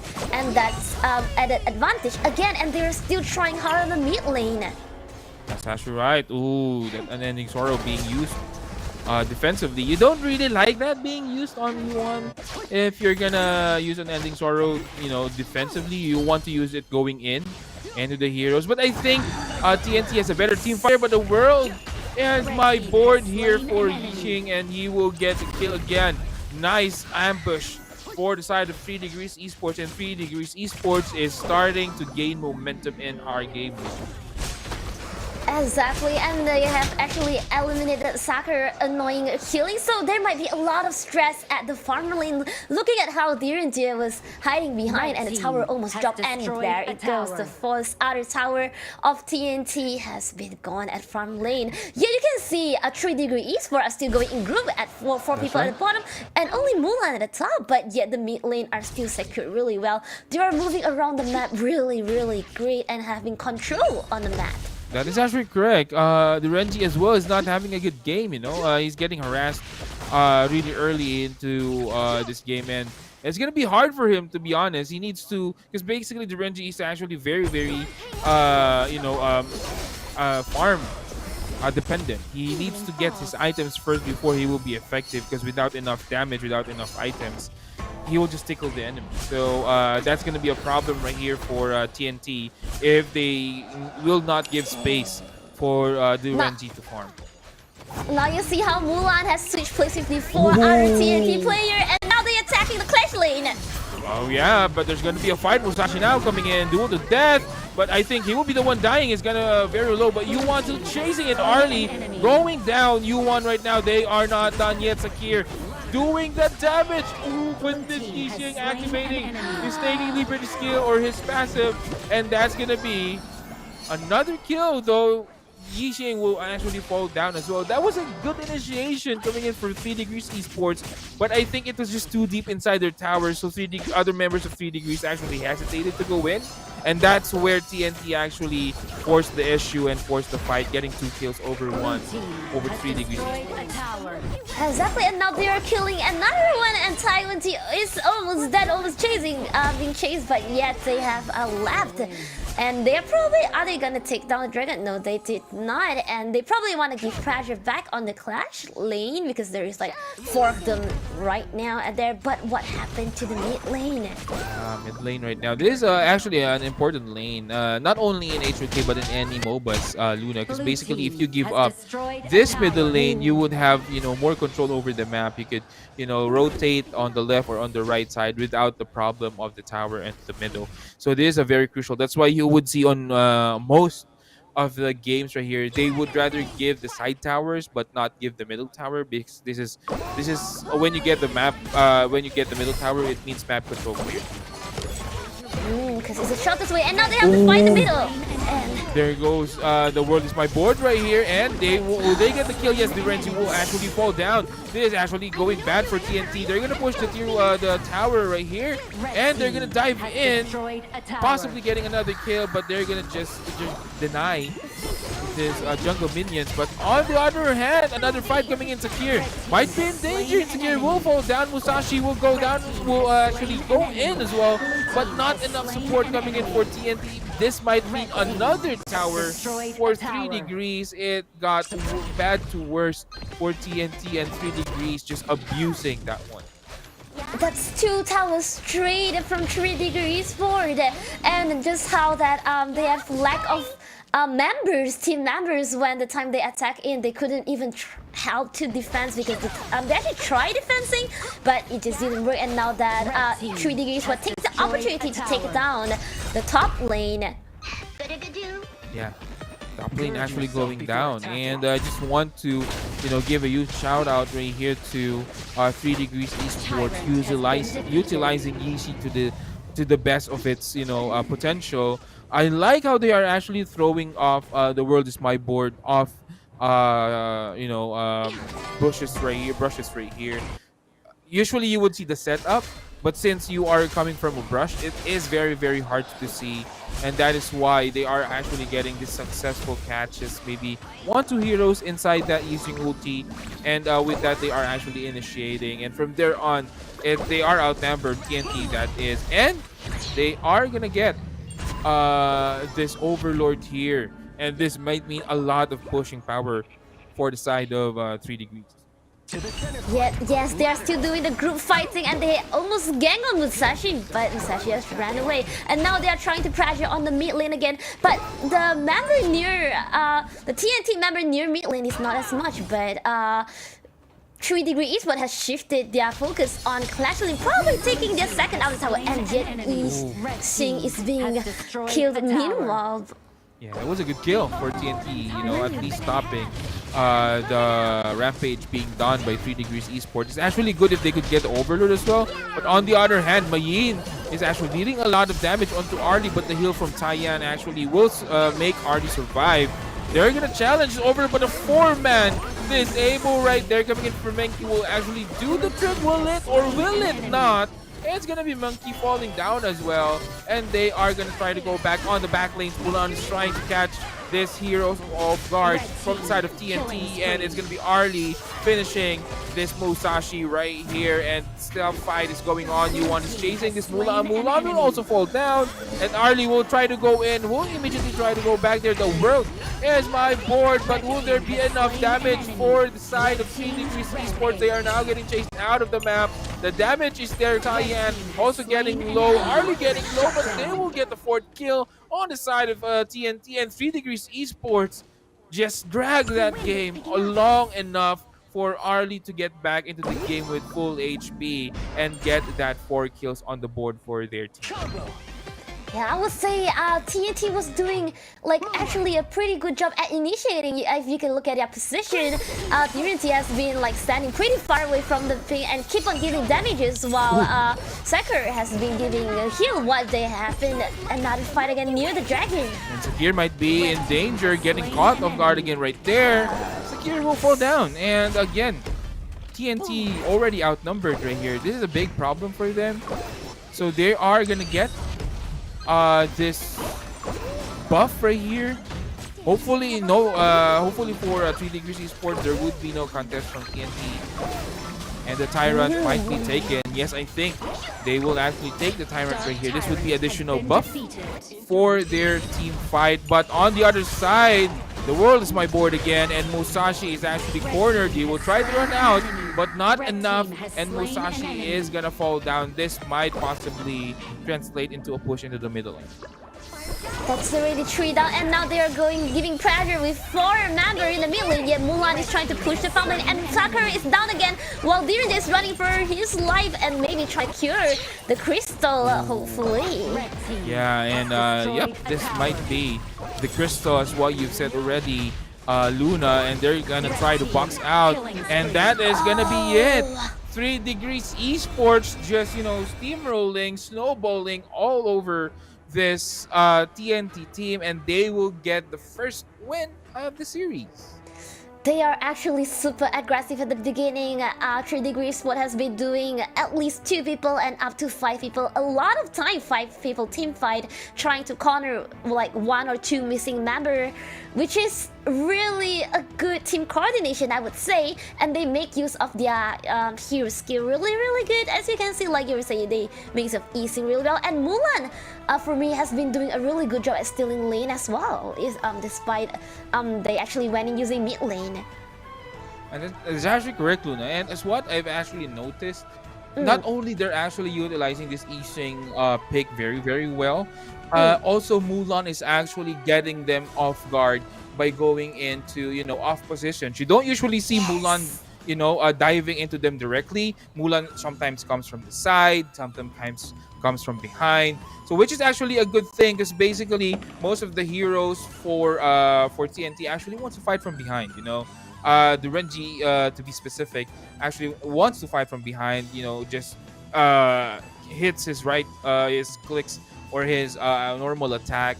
But then Mulan is gonna be a problem. And to add to that, again, Ising with that, the world is my board, just trapping in heroes real quick. And basically, I see 3 Degrees Esports as a very disciplined team right here. They're waiting for the catch. They're waiting for a chance to actually really go in.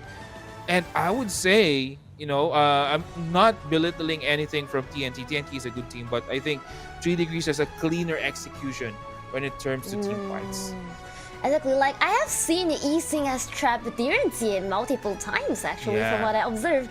And yeah, it was almost like TNT was doing a really, really good team fight, and suddenly, damn, Ising like, I'm gonna trap your ADC, and bam, and that's when everything started to go downfall. And I really think that's a really, really good execution. They probably need to protect better in next game. Actually correct. And speaking of right now, Luna, we will see who our MVP is, and yeah, no surprise, it's gonna be me, Marks, on that Yising. Again, 5 kills, 2 deaths, and 10 assists. The 10 assists is very, very important. A lot of heroes getting caught onto that ultimate of his, and that is it's like, when someone was caught, it's like a sign for 3 Degrees Esports to go for that kill already. And yep, that is actually a good performance coming in for Yising. I'm actually expecting a ban right here later on for TNT for Yising, but let's see, they might have a counterplay for that.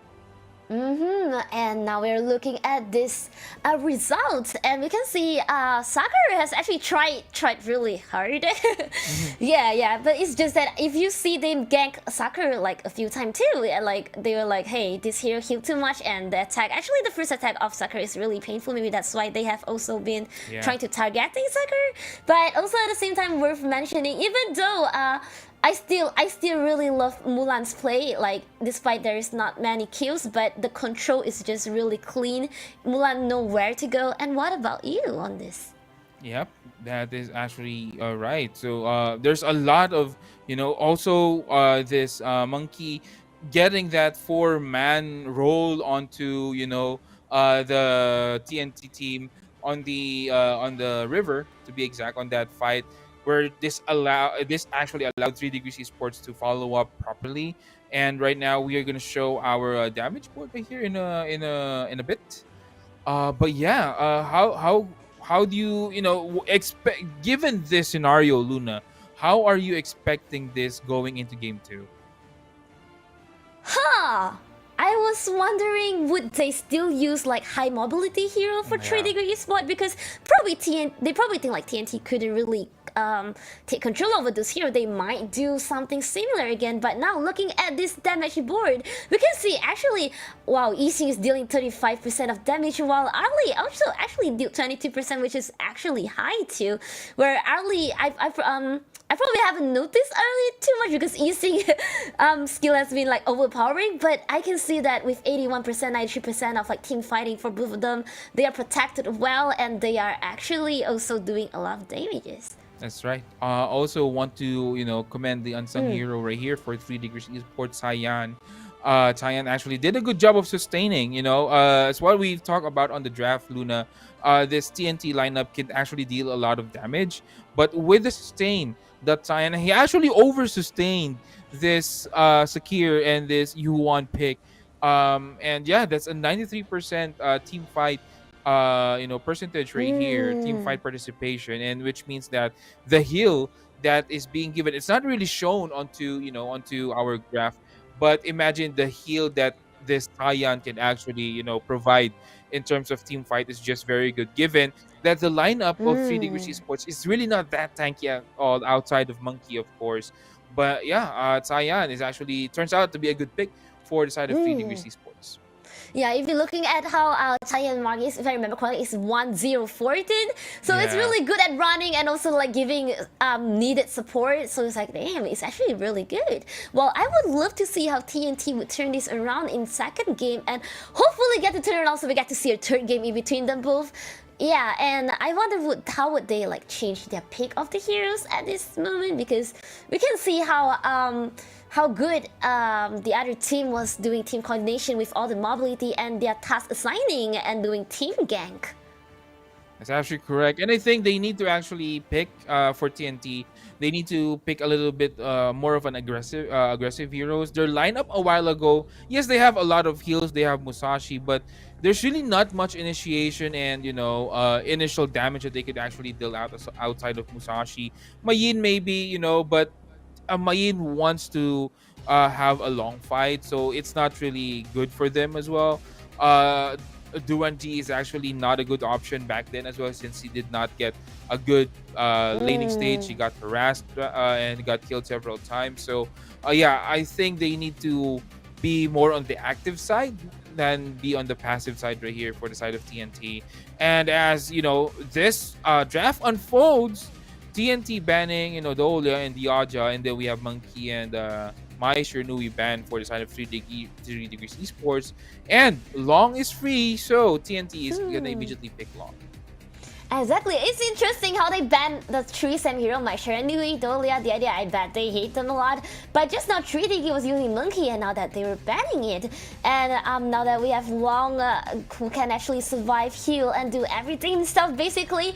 And also we have Princess Frost and Musashi this time on 3D Esport instead.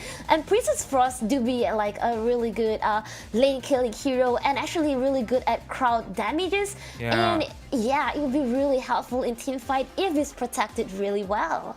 That's correct. Maybe a good support would actually be paired up with Princess Frost later on. But TNT getting Zhang Fei, and then you have Dun as well being picked up by TNT. A little bit of tanky heroes. Both of these heroes are very, very tanky, basically. So this for 3 Degrees Esports, they need to compensate with a lot of damage. And speaking of damage, it's Durenji. But we saw what the drawback for Durenji would be, and if Durenji didn't get really a good starting a head start on the game, he might be a liability on the team. But let's see how 3 Degrees Esports will play with this Durenji. 3 Degree Esport has ban Yixing that they just won with just now. Yeah, and also it's really hard when in a team there is actually like 2 tank like Zhang Fei and Dun, because sometimes you just feel like you hit on the wall and there's actually 2. So I would wonder how would 3 Degree Esport actually counter. Would they have like a hero or items that used to like anti-tank and stuff like that? And now 3 Degree Esport decided to ban Niwa, and TNT leave no space for them to pick a super tanky hero because they have banned your favorite hero, Lianpo. Yeah, banning Lianpo. I mean, that's a good matchup basically against Zhang Fei. Both are tanky, both can initiate. But in terms of initiation, I would put Lianpo above Zhang Fei. There's a lot of disables that Lianpo could actually give out. But going back into the draft of 3 Degrees Esports, oh, there you go. Yeah, a good pick right here. Nice heal, nice wave shove onto the enemy team. Yeah, I was actually leaning towards Cyan again. Cyan might not be a bad pick for 3 Degrees in this case. But yeah, they actually, go with this pick. They have picked Zhuang Zhong. I was thinking probably because they wanna like make Zhang Fei ulti useless or do an ulti like slightly useless, and also Zhuang Zhong can be really like mobile around and make sure there's no control on him, while TNT at this moment has already picked Gan and more. Also me, yeah. What do you think about those two? This is gonna be an interesting mid lane match up, but I think Gun and Mo has more advantage just because of the range that Gun and Mo has. Gun and Mo likes to throw his needles just so far. So that might be a problem. They need someone who really can just simply dive in, and I think that's the weakness of Gun and Mo. If someone actually dove into them. But the last pick for 3 Degrees Esports would be a Mayin. That would answer, I would say, not fully, partially, the gap close problem that 3 Degrees Esports has. And yeah, let's see how this would pan out. Given the draft, Luna, who do you think has the advantage right here? For my side, I actually think TNT, because they not just like, you know how for me, I have a trauma with Dune doing like jungle, if that's what I'm seeing. Because it's gonna be tanky and gonna be super painful, and it can control you like damn. It's actually correct. He can actually control you for days. His skills are actually very, has also short cooldowns as well. So this is interesting to see how this will, pan out for both teams. But let's see, on the middle lane, it's gonna be a Princess Frost versus this Gun and Mo matchup. It's a short story for you, Luna. You know what? Because way back on season 3, we usually see a Princess Frost and Lady Zhen matchup on the mid lane, and I believe it was me and Kaisaya casting. I usually mix both, Princess Frost and Lady Zhen, so I call them either Lady Frost or Princess Zhen. If you know what I'm, As long as they're using ice, they're the same. Yeah, actually, so I really got confused because they're both using ice, so sometimes I get them intertwined, got them interchanged. But yeah, right now, no confusion right here. Princess Frost actually freezing that Dune, taking a lot of damage though. But that's why you said, Luna, this Dune is actually tanky.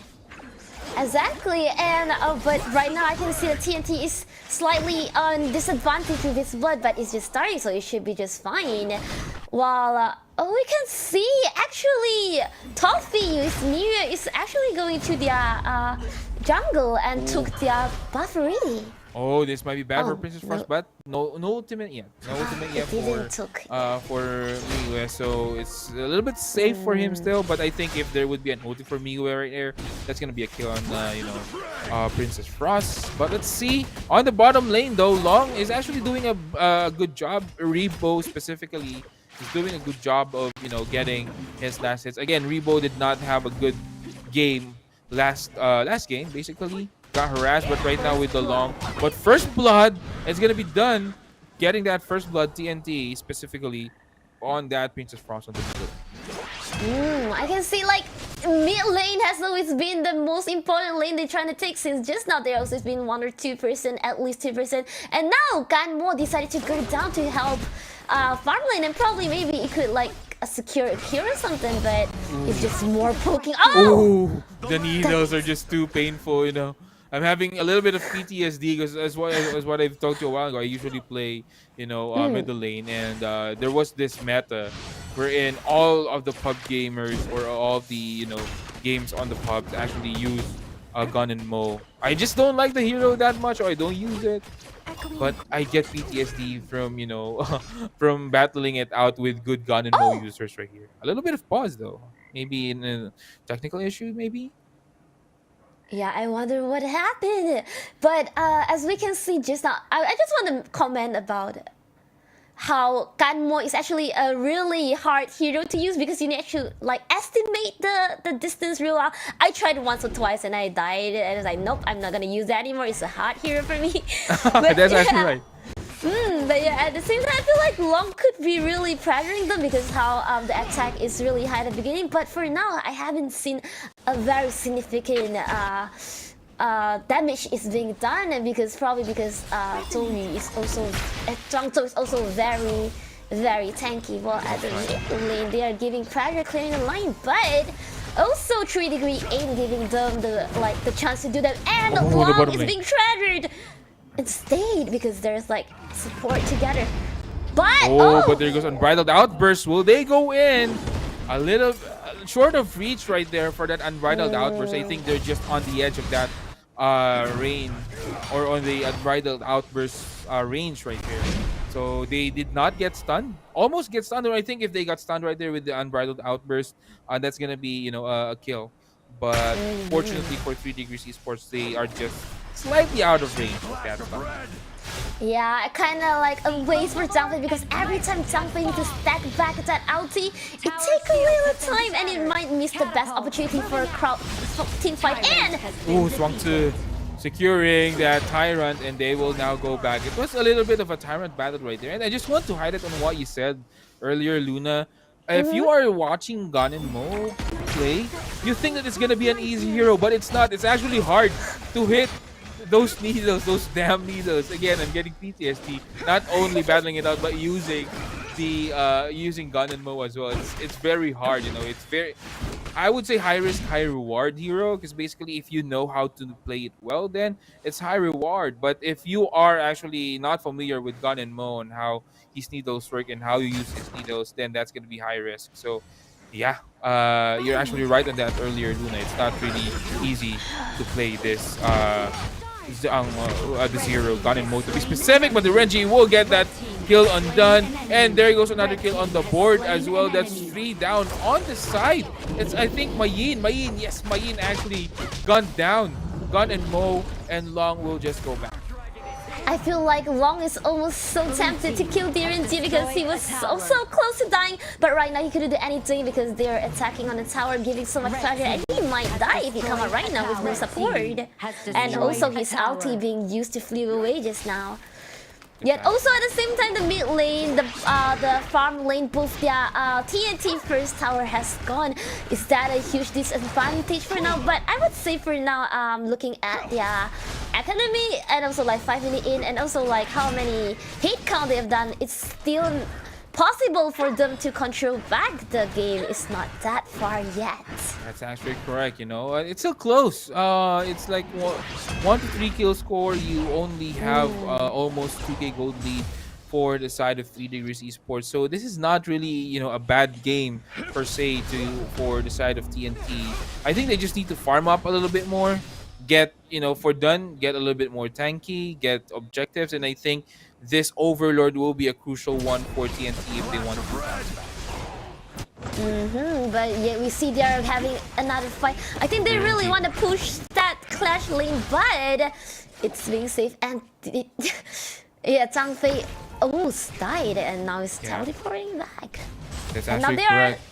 invading the jungle for TNT. That's actually right. And you know, 3 Degrees Esports again positioning themselves really good. TNT doesn't want to take this fight. I think they do not have enough firepower yet to force or to face this 3 Degree Esports lineup. But speaking of Overlord actually will be attempted, I would say, for 3 Degrees Esports, but I think they decided to go back as well, given that the lineup of TNT is up and complete again.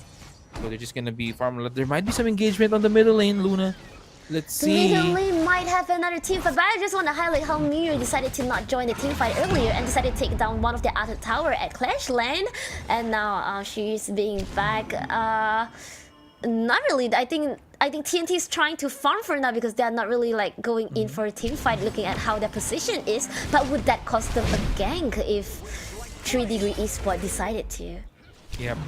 I think TNT is a little bit of a disadvantage right here, Luna. You know, with that lineup of them, they need to be active, and that's what we discussed on the, you know, on the draft. They need to be active right here, but it doesn't seem to be active. They doesn't seem to be active right here. In fact, they're just getting or letting this 3 Degree Esports destroy this upper tower on their side. Yeah, and also me and Mayan was almost having a fight just now because like Miu is trying to push the Clash lane, thinking that there could be a possibility for them to switch the current situation. Yet, they almost got another, but it's too bad. It's just Zhuang Zi, who is super tanky right now, so they couldn't really get one hit count away from 3 Degree Esports.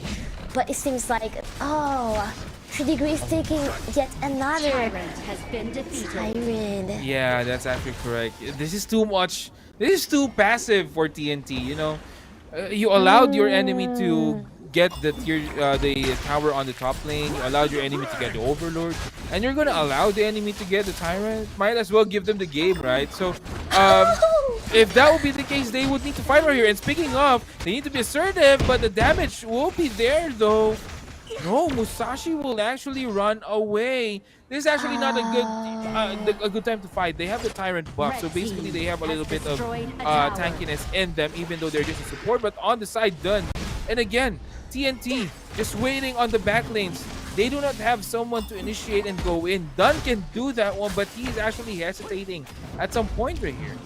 And because of that, they're losing their raid buff in the jungle. They're losing their second tower, and Dune decided to run away once again. They're probably trying to at least save this high ground, but I wonder if that's possible because mid lane and Clash lane is happening at the same time.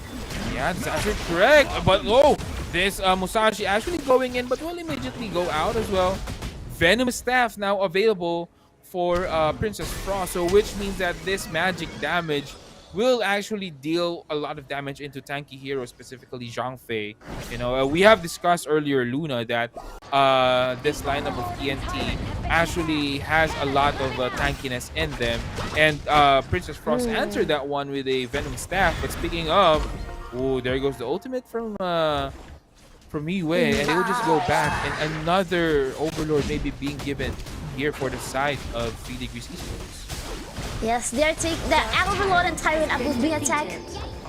Oh yeah, and finally TNT got in their first dragon. I think is that their first? Yep, that is definitely their first, Luna. Zhuangzi almost getting killed on that one. I don't know why Zhuangzi, or they did not really target Zhuangzi right there. Maybe they're scared that other members of TNT is actually on the just behind those brushes.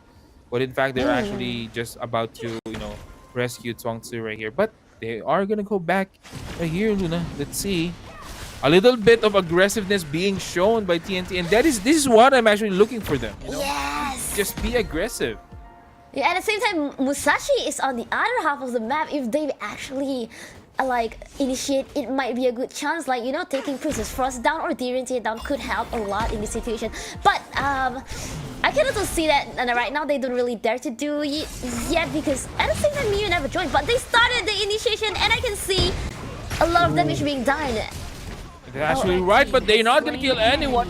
It's gonna be done. Who's gonna get killed easily? Miyu might be the one being to the rescue on the side of TNT, but after that kill, TNT just decided to go back. This is gonna be a free Overlord for the side of TNT. Yes, and Musashi is going at it again. They're non-stop taking all the Overlord. They just want to give all the stress. But I just want to like point out how Ganmo just now actually did a really great damage. It's just that not really a follow-up afterwards and costing them to just back up.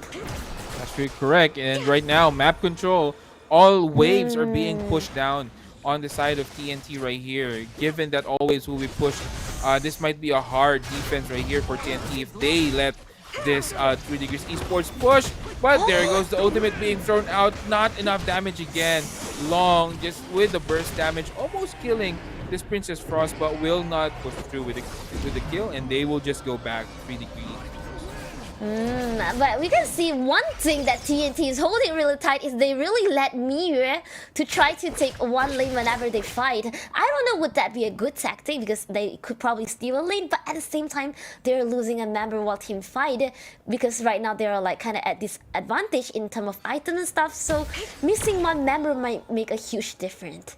And again, you can see 3 Degree Esports taking down the TNT jungler again, and they are going really close along with the Overlord. Yep, actually right. So this might be a hard defense right here for a TNT.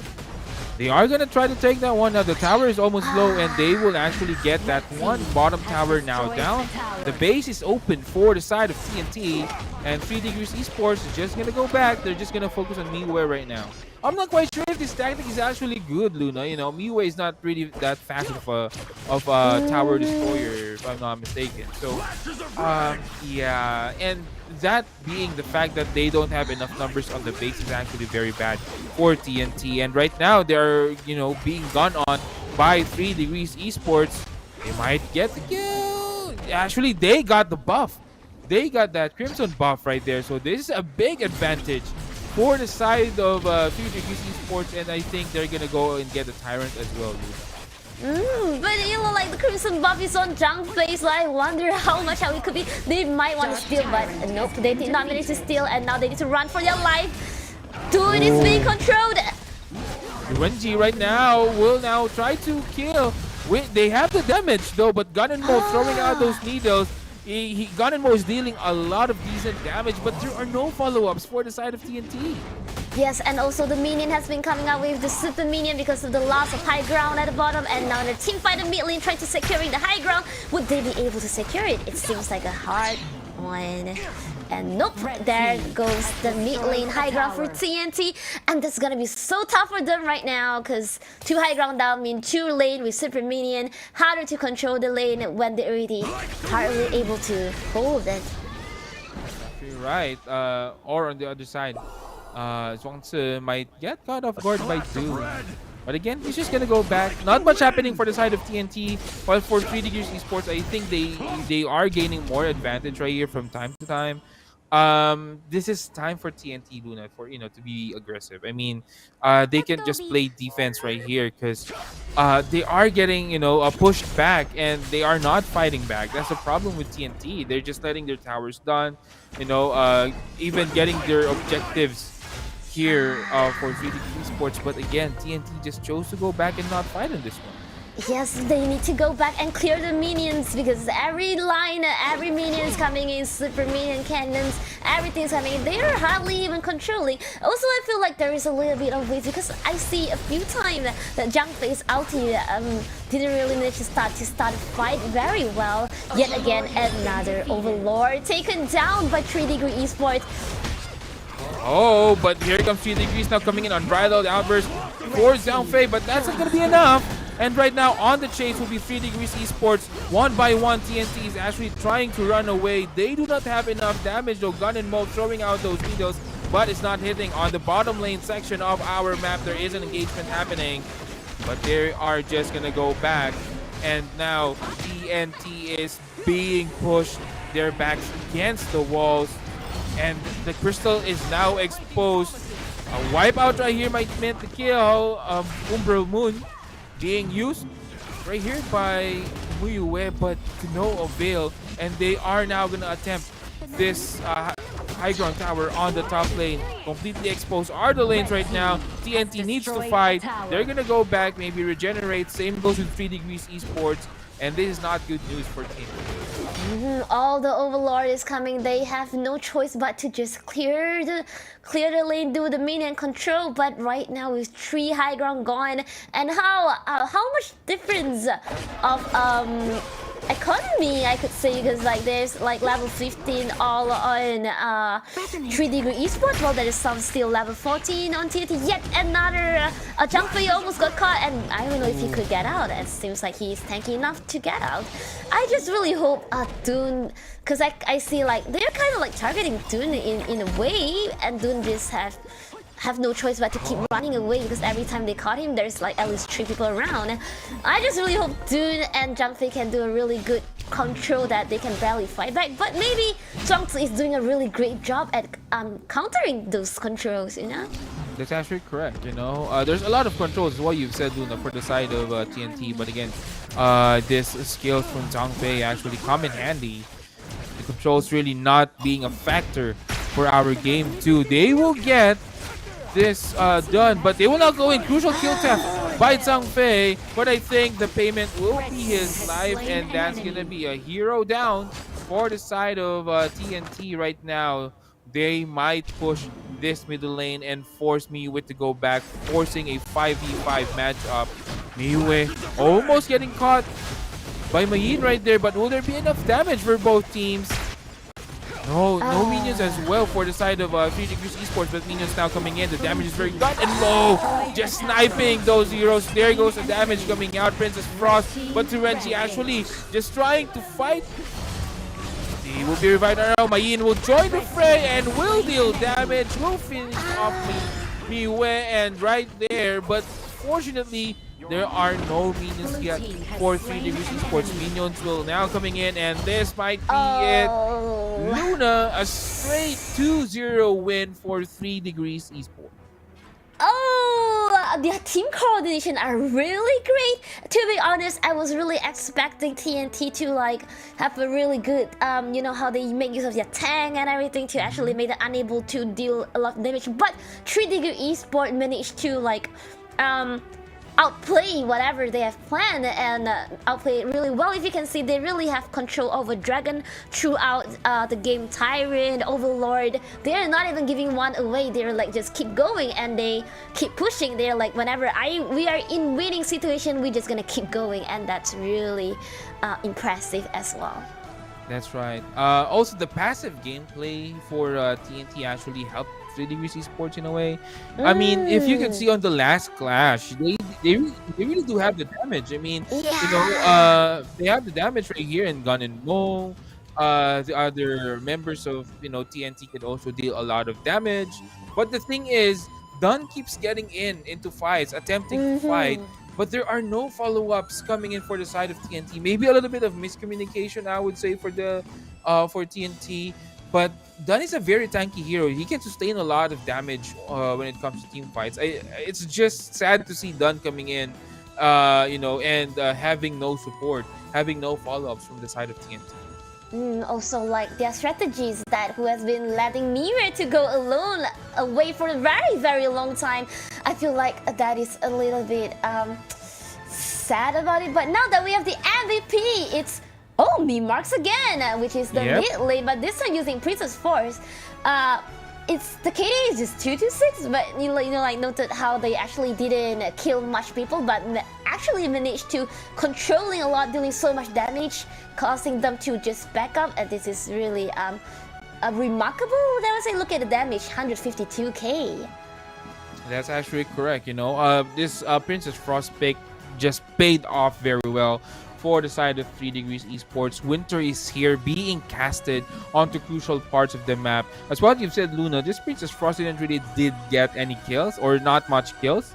But the thing is, when she casts, Winter is here, it's usually in the middle of the enemy tower, so they cannot defend, and as what I've said with my previous analysis with Princess Frost, her ulti, Winter is here, you can actually use it without any, without the intent of killing anyone, because on the public games you usually use it for killing, when someone gets stunned and all that. But the thing is, when it comes to Princess Frost, when you use Winter is here, you could actually use it to zone out, and that's what Marks did on this game. He put it just on the tower, on the enemy tower, just to make sure that this team or TNT cannot respond properly, as we see the stats for our game. Exactly. I realized Princess Frost ulti has been putting like on a huge area, most of the time in the middle of the route. So maybe that's why they can hardly actually attack for TNT at the same time. But I feel like if they actually managed to like control, maybe just Direnjie could actually help that a lot, because Direnjie actually has already dealt so much attack. Look at that, Princess Frost with 38% and Direnjie at the same time 32%. That's crazy. Mayan, has been fighting with Miriam most of the time. They're both kind of like zoned out of the like team fight. They're like, hey, yeah, we're just gonna protect our stuff. But at the same time, like I said, Zhang Fei ulti has not really been made use really well. Look at that, 0% team fighting. It's really sad how it was a little bit wasted. I agree with you on that one, Luna. Given that you have as Zhang Fei. Zhang Fei is actually a hero where he's very good with team fight, Very tanky hero. You can outposition the enemy team as well. And looking at his team fight percentage, it's going to be 0%, which means that Zhang Fei right here on our match has not been utilized well by TNT. This is not how you would like to see being Zhang Fei being used. I was actually happy to see Zhang Fei on the lineup earlier, because I know that it actually is an indication that when a team pick Zhang Fei, there would be a lot of team fights. When you pick Zhang Fei, there would be good team fights. But the thing is, that is not the one that happened. Dunn keeps coming in, unbridled outbursts being used defensively.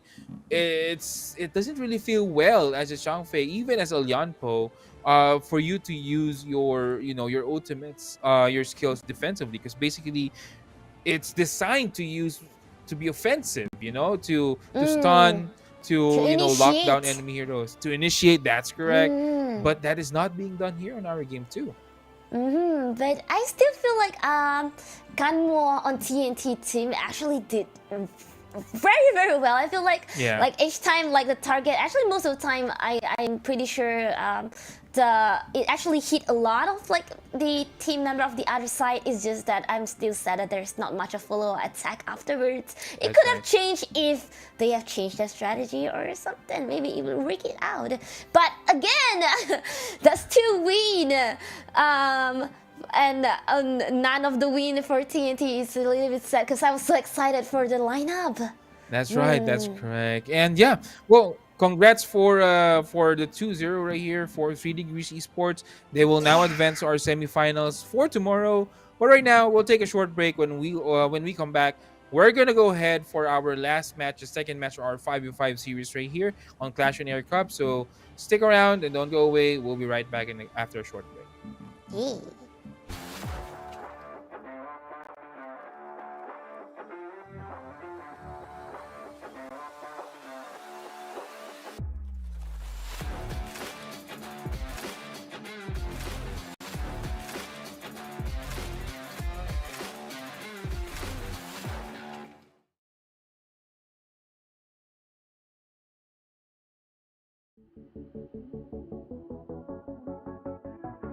Okay, so once again, a very good morning, ladies and gentlemen. Welcome to Campus Game Fest. Good luck to you, gentlemen, and may the better one win. And while you're here as well, please make sure to go around the arena as well. There's lots of fun and interesting stuff to do as well.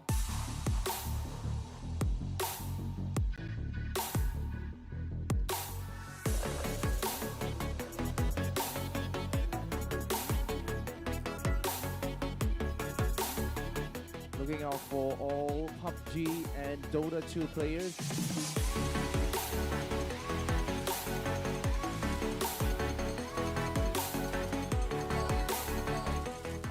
We are going to have Mobile Legends Bang Bang competition right here. We are going to have SFI versus Archangel for the second match of Aerowolf SG versus SFI. We have Singapore Polytechnic versus Temasek Polytechnic. We're going to have best of 3 games.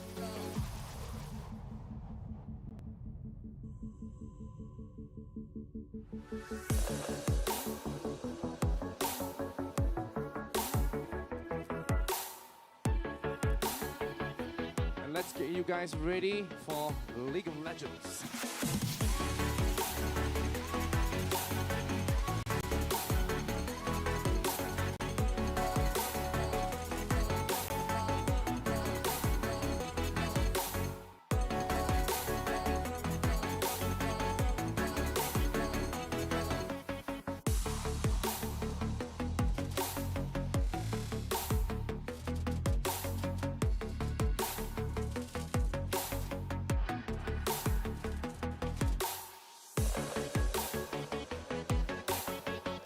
Proceed into giving the prizes away. Let's give them a big round of applause as well. Come on, guys. Come on, come on.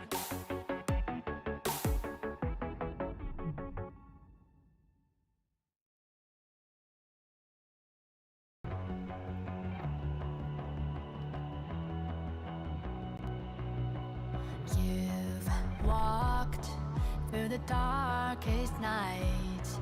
You've heard the crowd, felt the blinding light. You were standing there when your heart comes alive. It's a dream I've had, and it never dies. Right here, right now, give it all to get it out. Never a surrender, I fight and never fail. I am a contender, challenge I can feel. The smallest lies become the brightest enemies relentlessly. And even if you fall, you gave it everything to be a king.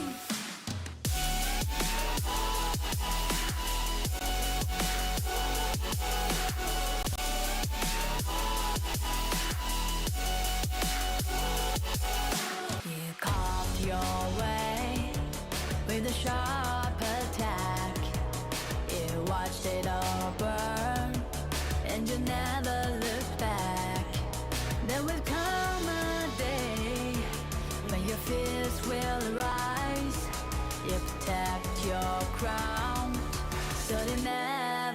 dies. Never a surrender. Fight and never fail. I'm a contender. And challenge I can feel. The smallest lies become the brightest enemies. Relentlessly. And even if you fall, you gave it everything to be a king.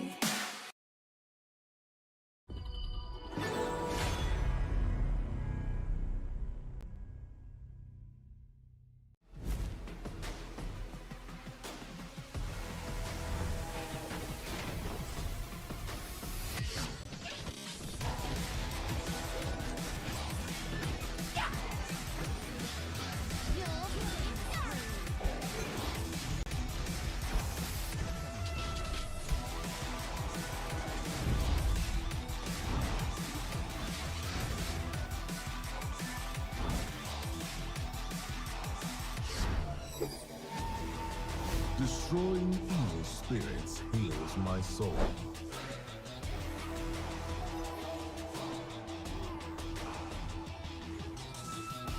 Finally awake. It's time to hunt.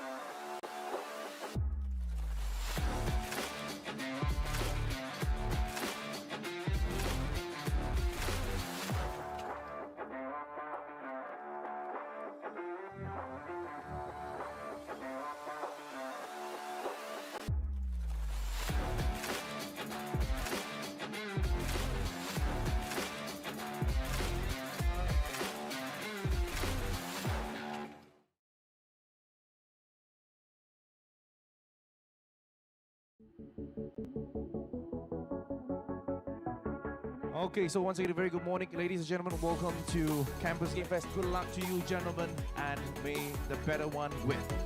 And while you're here as well, please make sure to go around the arena as well. There's lots of fun and interesting stuff to do as well.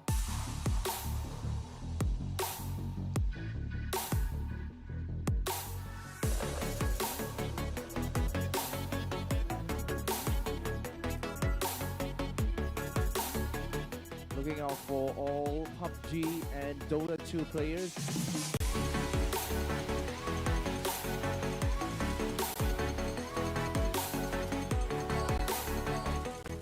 We are going to have Mobile Legends Bang Bang competition right here. We are going to have SFI versus Archangel for the second match for Aaron Wolf SG versus SFI.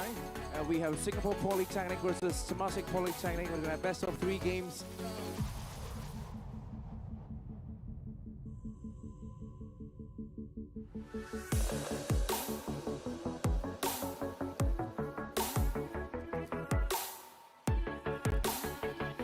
And let's get you guys ready for League of Legends.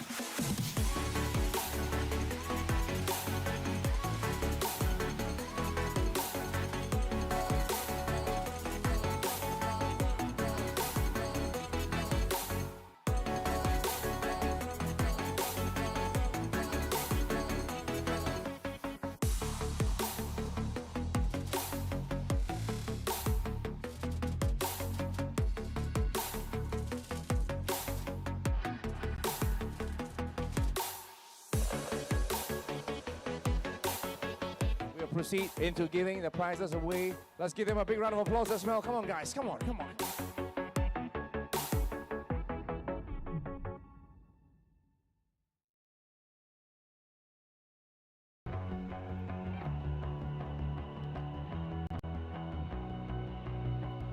You've walked through the darkest night.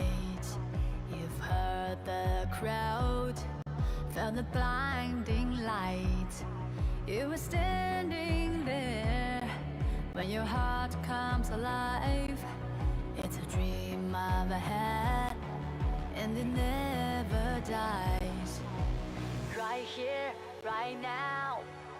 Give it all to get it out. Never a surrender. I fight and never fail. I am a contender. A challenge I can feel. The smallest lies become the brightest enemies. Relentlessly. And even if you fall, you gave it everything to be a king.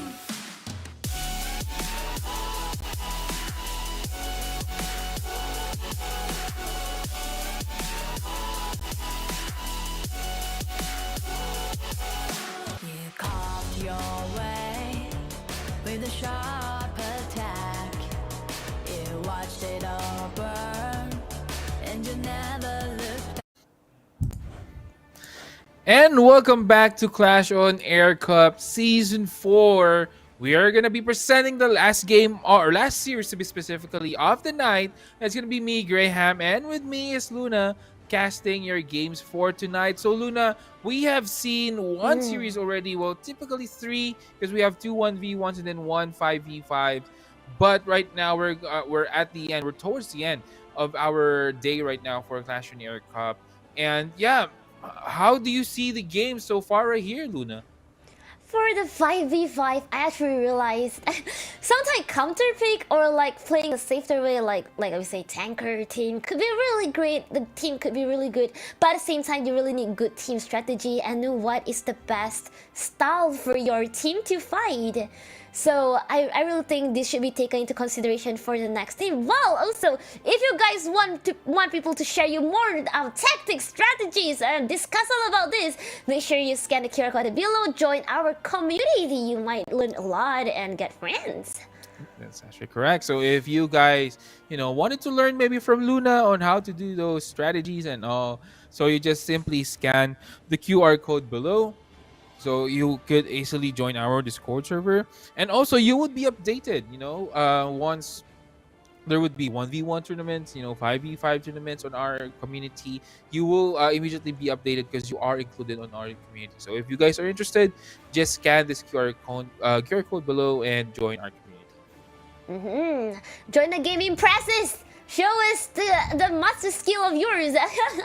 Well, That's at the right. same time, what about you as back for the next game? Like, is there any hero you're hoping to see in the next 5v5 game? So far I'm actually looking to see Yixing. I really enjoyed the Yixing match that we had earlier and how they actually use it. I believe this might be, a ban possibly for the coming team. Also, I'm excited to see the one of the new assassins as well, RK. She's kind of a badass, I would say. Can easily deal a lot of damage, really really quick. Mostly, she has a lot of cooldown items, cooldown reduction items. So that damage is just gonna be so much right there. So yeah, I'm interested to see. How about you, Luna? Maybe you have some heroes in mind that you wanted to see. I have. Oh, okay. My favorite hero has been Motsu all the time. Oh. Yeah, because I just really like how the poke and run things going on from Motsu on his skill too. So I was really hoping to see poke and like control, like flash control of Motsu's skills, and I think that's gonna be fun to see. But at the same time, there is also I also hoping to see like Algren, because Algren is such a high pick hero, but for some reason it's not being picked up until now. That's right. And you know what? Maybe we'll see him in this draft right now. It's gonna be Team Eureka and Key Sports. Just to give a heads up, Luna, Team Eureka is actually a very well-known HOK team here in the Philippines. They actually are on most of the tournaments. So in terms of experience, they really have a lot of experience on their belt. In fact, I believe just within this week they fought with one of the best teams here in the Philippines. So they have a little bit of a practice right there, and this might be a good head start for them. But on the other side, we have Key Sports who might surprise them, and maybe get a win or possibly get the series from Team Eureka here. more anticipation for the game now, knowing the background. And I just like how they always ban Dolia and my Nui at the beginning. Just like the last game, they're picking this two to ban as well. But now I wonder what would they pick for the next. Would Long be picked? Would Ising be banned? And stuff like that. It could be really important. Oh, and the idea again. Yep, the usual. You don't really want to deal with these two heroes. I mean, Dolia gives a lot of sustain, a lot of heals. On the other side as well, Diaja. And I've discussed this before, that Diaja is actually quite of a weird support in a good way. Because basically, with supports, you usually heal, you do a little bit of damage, you do a little bit of crowd control. But Diaja, on the other hand, yes, she heals, but the thing is, the unique thing about her is that it's actually the gold, economical damage that she could actually give out to the one who's facing her in the lane. And as you usually put her as a support, so basically you would see like a matchup between a marksman or those kinds of heroes. And gold is very important for those kinds of heroes, and if you are going to be on a farm lane, speaking of, there you go, Luna. I see your eyes sparkle right there when you see Matsu. So yeah, Matsu and Dharma being picked up. Yeah, and Long is also being picked up right here, Chai. Just like just now, Long not banned, and we're gonna pick it. And also Team Eureka has banned Ali, my Nui. They didn't like mobility heroes, you can see.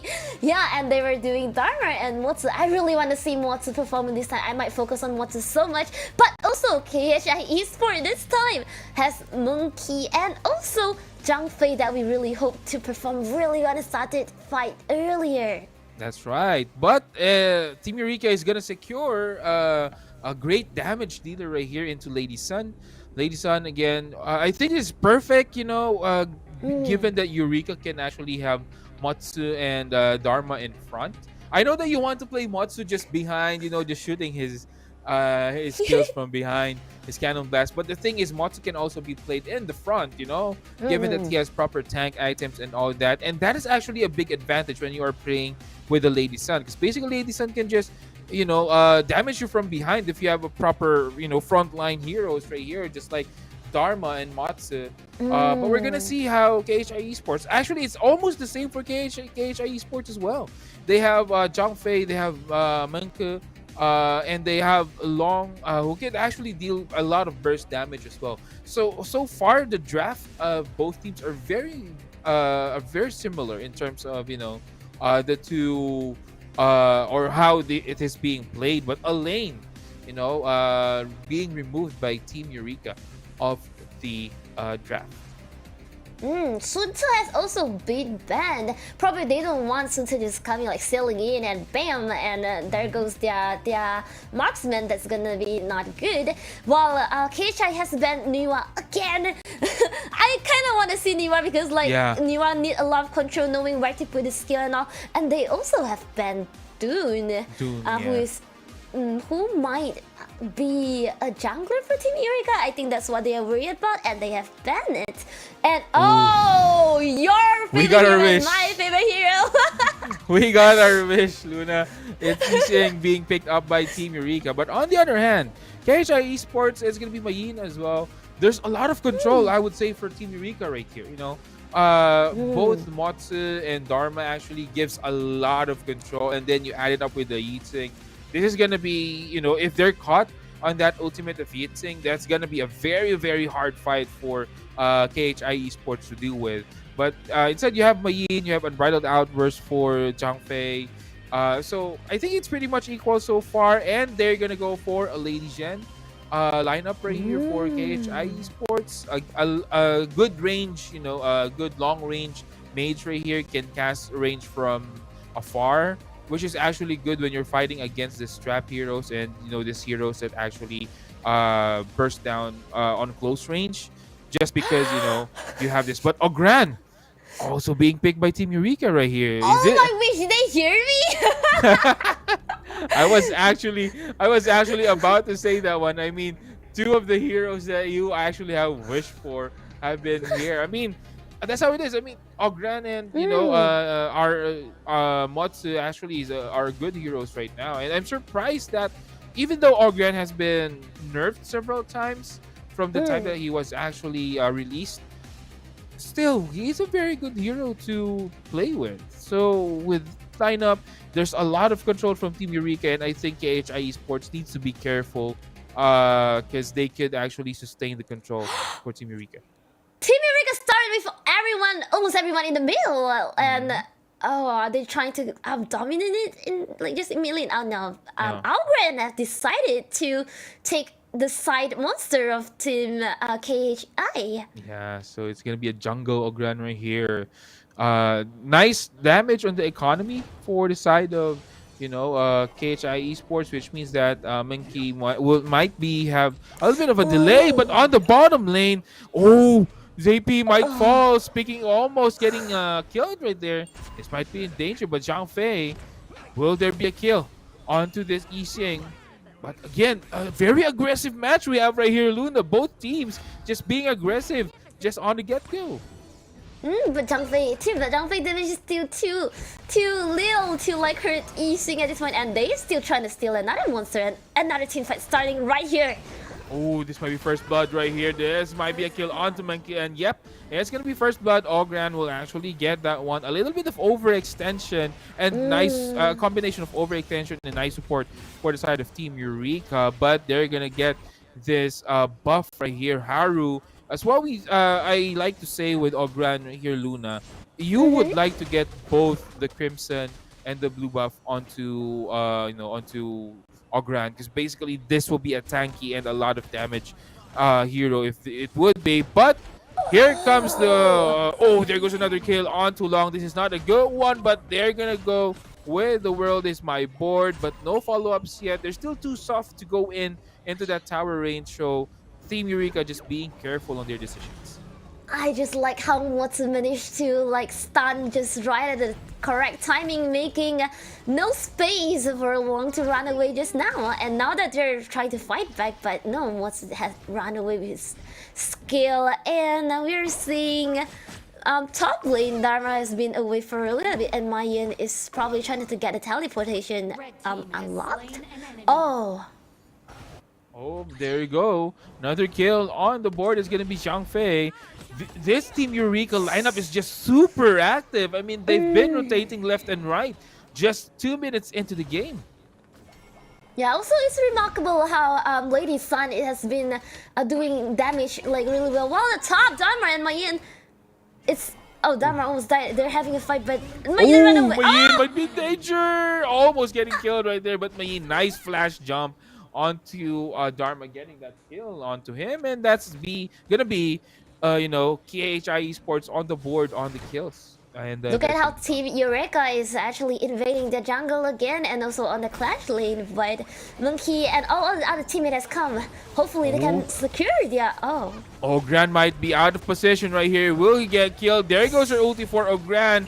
No kills yet. And there goes our unbridled outburst. Will there be enough damage? But I think KHI Esports is thinking about this and will go back. A little bit of disengage right there for KHI Esports. Meanwhile, all that happening, Darfin on this Lady Sun is just farming the lane and possibly the tower onto the bottom lane. You just need one more hit, but basically that's almost meaning that it's done. And in the mid lane, Motsu is really so annoying. Like in the mid lane, they can't even push it near. That's actually right. Motsu just holding his ground, and Motsu hitting that cannon blast might be a kill onto the middle lane, but the camera panned out away. No kills though, but still nice cannon blast right there for Motsu. Yes, and at the same time, farm lane outer tower has been taken away by Lady Sun, and yet now they have to fight in a dragon, and it probably lead to everyone leaving because two teams are too close. Yep, so no one secured the dragon as of now. You're correct, and I think they're gonna try to maybe get this Tyrant.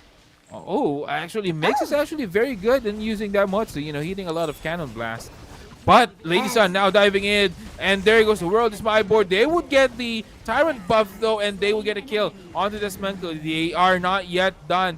They will now use their skills, and Ogran just trying to think if they would go in again. There might be a kill. Mayin now going in, and it might be a danger here to Lady Sun, and Bridal Outburst will actually push Lady Sun back, and Ogran is actually gonna fall, and there's a lot of damage right now coming out for the side, but Dharma on the back lanes getting that kill. Lady Sun as well getting a kill onto Zhang Fei.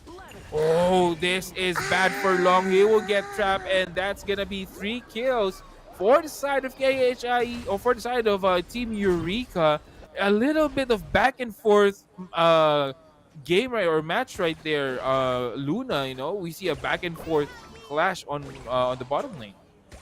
And just now, actually, we see Long almost get to kill Lady Sun, but Lady Sun managed to use his mobility to run away, and Long actually was stuck in the area of the dragon. Yeah, he decided to try to fight back for another a member from Team Eureka that is almost dying, but too bad didn't manage to, and got ganked up instead. That's right, but Migs missing that Cannon Blast, but no worries, it's going to be Dharma securing the kill. For the side of Team Eureka, they are now 8-2, big advantage kill right here. There goes, the world is my board, but no follow-ups. Sadly for Team Eureka, and I think they will just go back on the sides though. Ogran might plan to go in right here. He's going to continue to attack this Mankey, but will there be enough follow-up? He will go onto that 2-man, and Ogran just very, very tanky right here. Dharma on the side though, not enough there, but Cannon Blast onto 2 will hit. Dharma Unbridled Outburst for that Zhang Fei, but still Dharma will continue that mantra, and they will get the kill. 1 kill for the side of Team Eureka. Now they're trying to box out this KHI Esports for that buff, but Ogran just very, very tanky right here. They're still gonna try to continue this one, and that's a nice ulti by Yixing catching this Menku, and that's gonna be a kill coming in for Team Eureka, and they are gonna get this tier 2 tower on the bottom lane as well. Cannon Blast almost hitting, but on the middle lane they will take that tower also here for Team Eureka. Well, everything happening just now on the top lane. Yin had a fight, and they lost 2 tower, and now leaving high ground on the top lane, and also the farm lane. Look at how Motsu has already actually poking them everywhere. That's so good to see. And look at, now they're just trying to probably secure it, because the jungle are being invaded too much for KHI Esport. The control of Team Eureka and how sustainable Ogran is just really outplaying them for now. But I hope Zhang Fei can really protect them more. Right now they have cornered Dharma, but no. And now the lane on the top lane has go in. Would they lost their high ground? Oh no, this is bad, and Migs getting gone on right here on the middle lane. I would say, Luna, if you are actually like a Motsu spammer right here, you might want to watch Migs on his Motsu. He's actually getting 2-man, 3-man Cannon Blast stuns. And in fact, Jeff just actually, watching this Menku standing there. He knows that he can actually fight Menku anytime. But on the middle lane, there might be some engagement right there. Long right now will try to go back, and there might be enough damage. Ogran now onto the chase. There goes the ulti for Ogran, but I think this is just zone out the members of KHI Esports, and they are quickly gonna go back and regenerate a little bit. Yeah, Team KHI just now actually managed to clear the minion, hoping that the second tower wouldn't get destroyed in the mid lane. But too bad, they are just that brave to just go to tower and I'm gonna take that tower, and yep, I'm giving you more pressure. And right now you can see Dharma is trying to get this Tyrant, and got it. Successfully did, yep. And this might be a big advantage onto the clash. There he goes, Ogran right now coming in. There goes the Conductive Souls, and that's going to be a kill onto that Long. Long will go down, but the trap coming in for the side of Team Eureka is just too good right now, and Ogran will do the cleanup drive coming in for the side of Team Eureka, and a rampage for Lady Sun. This might be the game right here. Luna, this is very, very low, but the damage almost getting a kill right there onto Lady Jen. Migs just doing a lot of work. It's gonna be Migs and Haru, I think, doing a lot of work. And Haru, Conductor of Souls onto 2. There goes the World Spy board, but they will still get a kill onto that Yixing. And I think it's back time right now for Team Eureka. They might probably get this tower onto that middle lane, but they need to go back. They are outnumbered, but Eureka still getting a lot of those engagements. Yeah, now all their 3 high ground has now been lost.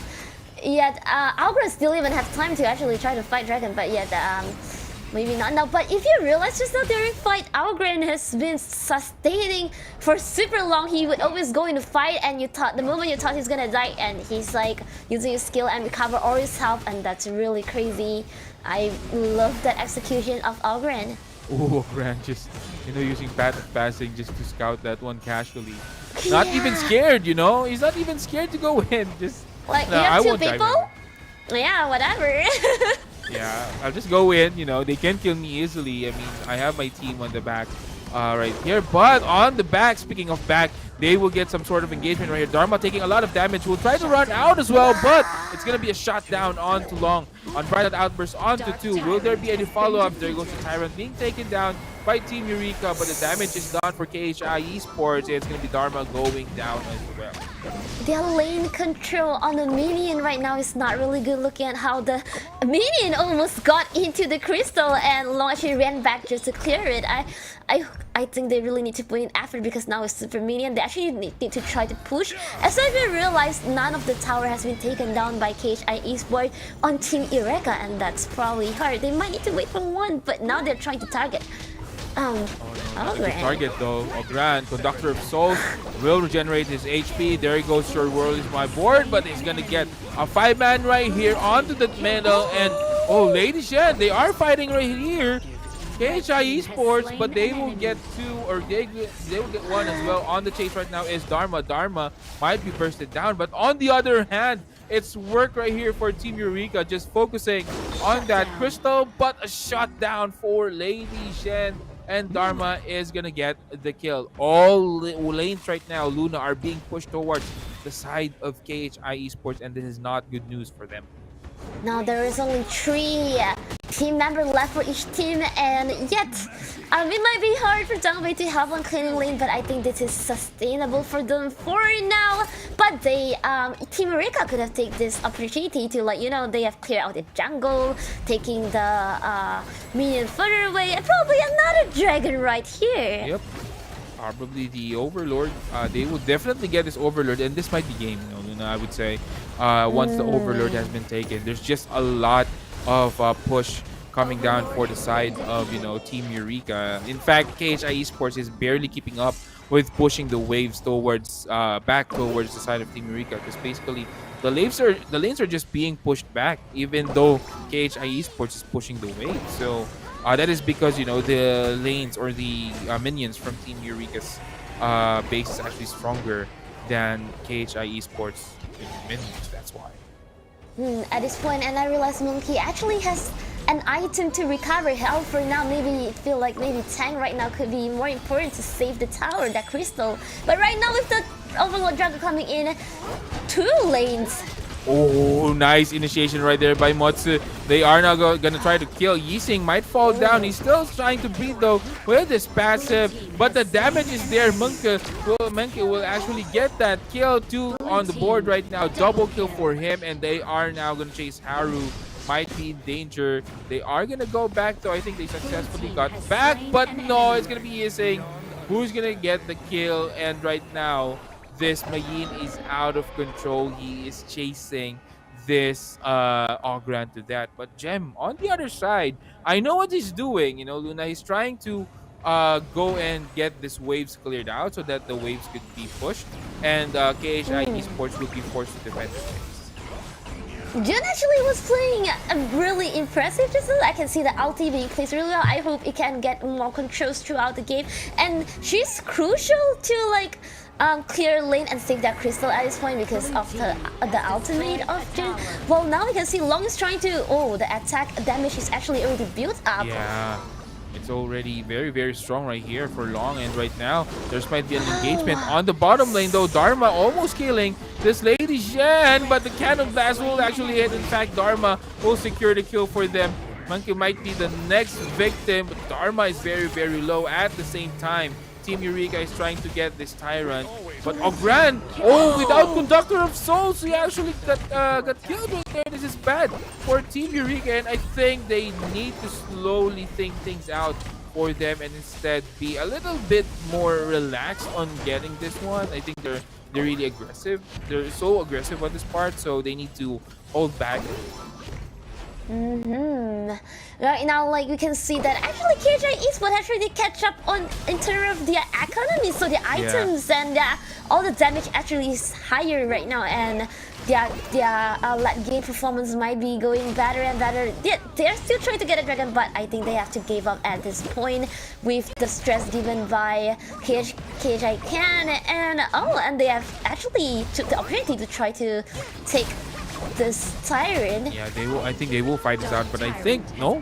It's gonna be Zhang Fei getting the Tyrant right there, but there goes the ulti by Yixing. Will there be enough damage? Cannonball will not hit though. Missing skills right here for Team Eureka, very uncharacteristic from them, and I think they're just gonna go back. A lot of skills missed right there, Luna. I just like how KHI Esports actually managed to do this. Their mentality is so strong, like with 3 high ground going, they actually managed to counter back all the team fight right now. I just hope they can keep the momentum and try to switch the game dominance right now. That's actually right. This next Overlord will be very crucial, Luna. I mean, whoever will get this one will have a big advantage onto the next couple of minutes, because basically if Team Eureka gets this, it might be a good push for them. But on the other side, if KHI Esports manage to steal this one, this will be a push for them as well. But I think they don't have enough resources to push the issue. And now Team Eureka marching towards that crystal. There is still too much pressure in terms of the minions and the losing of high ground, but I think the only possible chance for KHI Esports is actually to clear all of them at one fight, and maybe that's how they could possibly win the game. But it could be hard because Team Eureka is pretty coordinated and they are probably aware that they need to be careful. But right now the Dragon Vanguard has came in once again. But the killing minion power are pretty good, so it could be pretty safe. And you can see Team Eureka just didn't really dare to come in just yet. That's actually right, but I think Team Eureka will play behind this Dragon Overlord on the bottom lane, almost getting killed right there. But finally, they will come in. Menke will actually get a lot of damage, though, but it's gonna be Ogran taking a lot of damage as well. There goes your ulti coming in for Yixing. Will there be enough damage? KHI Esports right now, Luna, is very tanky. They do not have the damage for Team Eureka. They do not have the damage to take down any of the heroes for KHI Esports so far.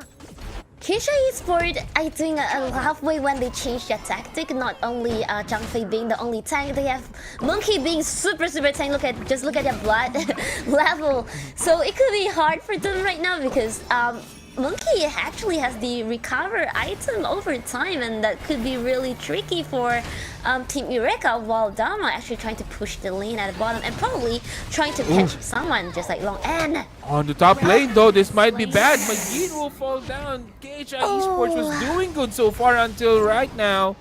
This might mean that Team Eureka may go aggressive on this next couple of seconds without this minion. Yes, there is 32 seconds, and that's almost enough for the minion to come in. Look at how they're coming in, just like that on the top lane with Super Minion, and Super Minion coming in mid lane too, and they're all starting a fight already because losing number. Oh, but there he goes. Long getting gone onto that lane, but there goes their ulti coming in for Yixing. I think Team Eureka needs to focus onto that crystal, and yes, they did. Will there be enough though? They're trying to kill. But Team Eureka just focusing on the goal, and it is gonna be them taking the game 1 of our best of 3 series, Eureka. Team Eureka do have a really strong lineup, and they started off really strong snowballing, like giving all the pressure going to jungle dominance. Yet I was still impressed with KHI with their pressure management to able to stay in for so long despite having all three, you know, like all three high ground gone, and they still managed to kill some. It is like at some point when my yen is being caught, that's when everything is until with all the dragons coming into and minions. That's actually correct. And you know, this is actually a sign that we will be having a good series right now, Luna, because I was thinking Eureka will snowball this win early at like around the 10-minute mark, 10, 11, 12-minute mark. I was scared for KHI Esports at that moment because I was thinking in my end, well, this is it. Team Eureka will actually get it. But they actually held off, you know. KHI Esports actually held off, extended the game.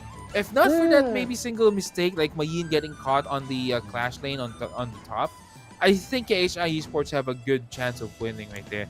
So yeah, I'm very much excited for our second game right here, Nuna. I mean, this is very interesting. KHI Esports, even though with the experience that we have actually discussed earlier, and what I have told you, Luna, for Team Eureka, KHI Esports is actually handling it very well. Yes, and with that, I really want to see. Actually, I would wish there would be 3 games. Like I hope KHI win the next game, so I can see more intense fighting between them. Because I just really love how they control. Like I love the lineup personally. I love the lineup for the winning team. But at the same time, I was like, KHI really handled so well, and I want to see how else they can handle on the next game. Like what lineup could they have changed too? You know, because there's so much crowd control and yet being like managed well. It's actually correct, you know. It's pretty much an equal fight. Well, not on the early minutes, but maybe on the latter minutes of the game, it's pretty much equal. And that is given the fact that, you know, Eureka Esports have their superior minions on all of the lanes, you know, and KHI is actually holding very well on that matter. But right now, Luna, we will see our MVP. Yes, from Eureka, Haru Algren with 536 KDA, 119k damage. You know what? I have been seeing Algren just now throughout. I see him initiating fight, going into team fight, not like how we see in like when he's dealing with Dragon alone and still have the time to like, you know, scout people and stuff. Like with all the sustainability, I really feel like he deserves this MVP. That's actually correct. I mean, up until that time where Ogran actually can be killed, he is pretty much unkillable for the early stages of the game. As we check onto our stats right here and also the items, you would see ZP on that long already have the item to deal a lot of damage, and we saw that. I mean, Ogran was actually falling down real quick, even though he's a tanky, you know, hero. Ogran was really falling down real quick on the latter minutes of the game. So this actually shows that KHI Esports is really not someone to be shunned upon. They have the skills. Eureka have the experience, yes, but KHI Esports can match that with the skills, and I believe that is really their timing. I mean, early game Long is really not that good. You know, you need a lot of items for Long to be for him to be, you know, really that painful. But Team Eureka just played it very well and understood the assignment. In fact, on the last clash, if maybe they did not focus on the crystal, I would say KHI Esports has actually a very good way to win that clash. But damage, we will see right now how teams fared on our other stats, Luna.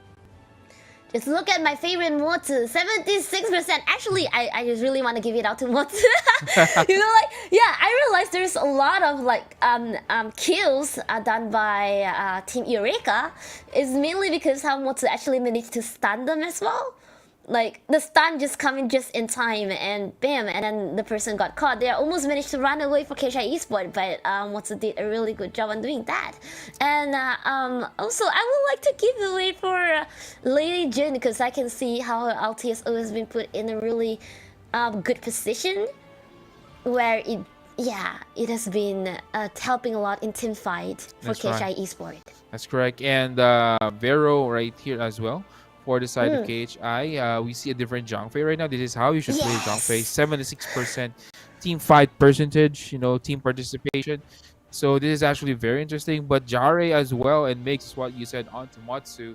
is actually very good. I mean, I've been watching MiG since last year when the global esports started for HOK here in the Oh. Philippines, and MiG is a really very decorated player, already a really veteran hero. So him on his Matsu, it's not surprising to see that he's actually doing Matsu very well. As what I've said, Luna, and I've seen him catching cannon blast 2 heroes, 3 heroes. So very rare, for a Matsu. Usually for a Matsu you only aim for 1 hero, but Mix is just getting the timing off and blast or do using those cannon blasts, getting 2 or 3 more heroes.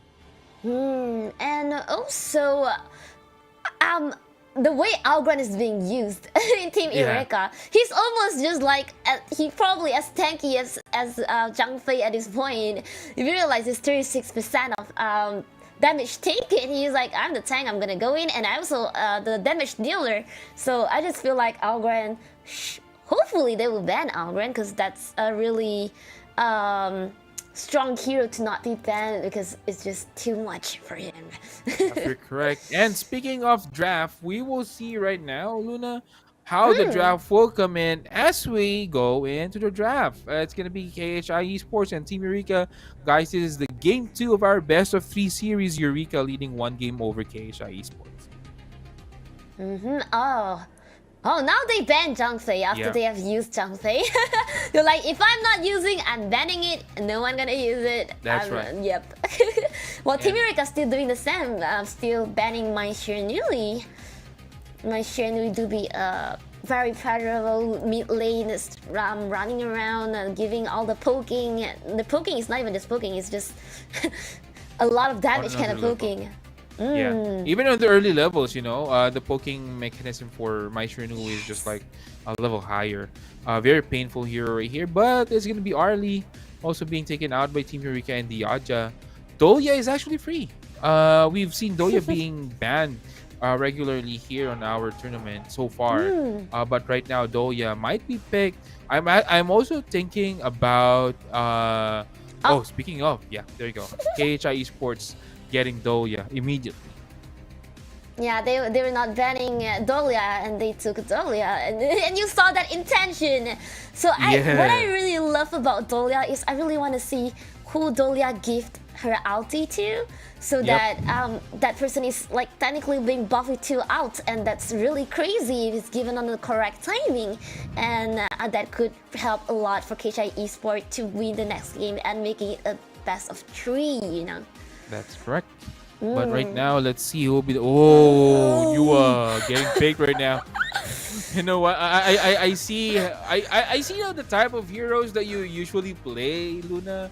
You have this expression like, oh, you have this expression when you are very interested in those heroes. And I think those heroes who are a little bit complicated to play are your heroes. Yeah, you have, Zhang Fei or Gran, and then Yua, because you said Yua was actually a hero that you like to see. But on the other side is my mid laner, my favorite hero on the mid laner is gonna be Shangguan. Shangguan, I used to hate her a lot. Her drawing in the sky is and I'm like, what? You can't even target her and you just die like that. I used to hate her so much, so much. It's actually for me. I've been using her. I think she's the most. Because I usually play mid or support. When I do mid, it's actually a top pick for me. It's gonna be Shangguan, and I think she's the most mid laner hero that I play. So yeah, but there you go, another hero on my arsenal. It's gonna be Lian Po. Yeah, I have that. Lian Po. Yeah, just to give you a heads up, Luna, I actually ranked like top 18. Oh no, highest was actually top 11 Lian Po here in the Philippines. I've played Wow. before. Yeah. You will be keeping your eyes sticking on Lian Po, like do the thing that I want to see. Yeah. Way back when I was really grinding. Not much right now. Maybe because I tried playing started playing again like several days ago. I'm trying to go to on the lower ranks. I'm trying to do assassin, but I think when I go to the higher ranks, maybe I'll try to stick with my heroes. And yeah, very good crowd control, very tanky, very perfect against Nuwa, basically, because Nuwa wants to zone out heroes as well. So you have limited, mobility in terms of on team fights when you have Nuwa and Lianpo on the on the draft. So this is very interesting for Team Eureka. This Nuwa and Lianpo pick will make wonders for them, I would say. But KHI Esports, they still have the chance to get this one. It's gonna be a lamb. Is that a lamb? Ban right here. And then you have Liu Bang also being banned as well. Yeah, they banning Liu Bang, I can understand, because if Liu Bang is in Clash lane with Lianpo already and Liu Bang came to Long or Niwa, like, oh, that's too much, like, tank and protection given. And while Team Eureka has already banned Dune and also Lady Sun. And that's interesting. I've never seen Sangguan fighting against Nuwa. It's a rare fight in the mid lane that I've barely seen. I just hope Dolia get to give the ulti to the most suitable members so that it can counter. Like Nuwa always fight so far and can teleport too. If Liu Bang teleport, Nuwa teleport, so everything's gonna be messed up. But let's see how else would they pick the heroes. That's correct. Imagine the Dolia Shangguang combo. I actually saw this like several last year when I was casting HOK as well. That duo ultimate by Shangguang. You'll just see Shangguang flying around throughout the Clash, just throwing out inks all around the map. So that's very interesting to see how this will fare out for both teams. But I think both teams right now just really thinking their draft, Luna. They are actually having a hard time picking their heroes. Exactly. It's like, they haven't picked any right now. Like it's okay. We will check those later. We will check those later. I didn't get surprised as well. Yeah. So here you go. So Nuwa, it's gonna be a monkey, and then Marco Polo as well, and Musashi's on the fray. Xiangyu and Monkey and also Lianpo, that's so tanky. And not to mention Long also has a lot of escape right here, but we will go now into the game, and this is game 2 of Team Eureka and KHI Esports. I'm starting to get concerned right now, Luna, for the side of KHI Esports. How will they break down these heroes of Eureka? I feel like it's so hard because they're gonna be so tanky even in the early game, and not even say later on the late game. Like if you target the wrong one, everything just go to waste. While Marco Polo is a good counter for tank, I feel like, but would it be enough? That's for us to observe. Yeah, that is actually great. But first blood. Speaking of, there goes the answer for KHI Esports. KHI Esports saying who's tanky. No one's tanky when Dharma is right there, and they're gonna get the first blood. And I think Marco Polo will be having a hard time right here with his ultimate, because basically you place his ultimate after all of the disables has been given out. But given that Team Eureka has a lot of disables at hand, and with short cooldown at that, yeah, this might be a hard game for Marco Polo.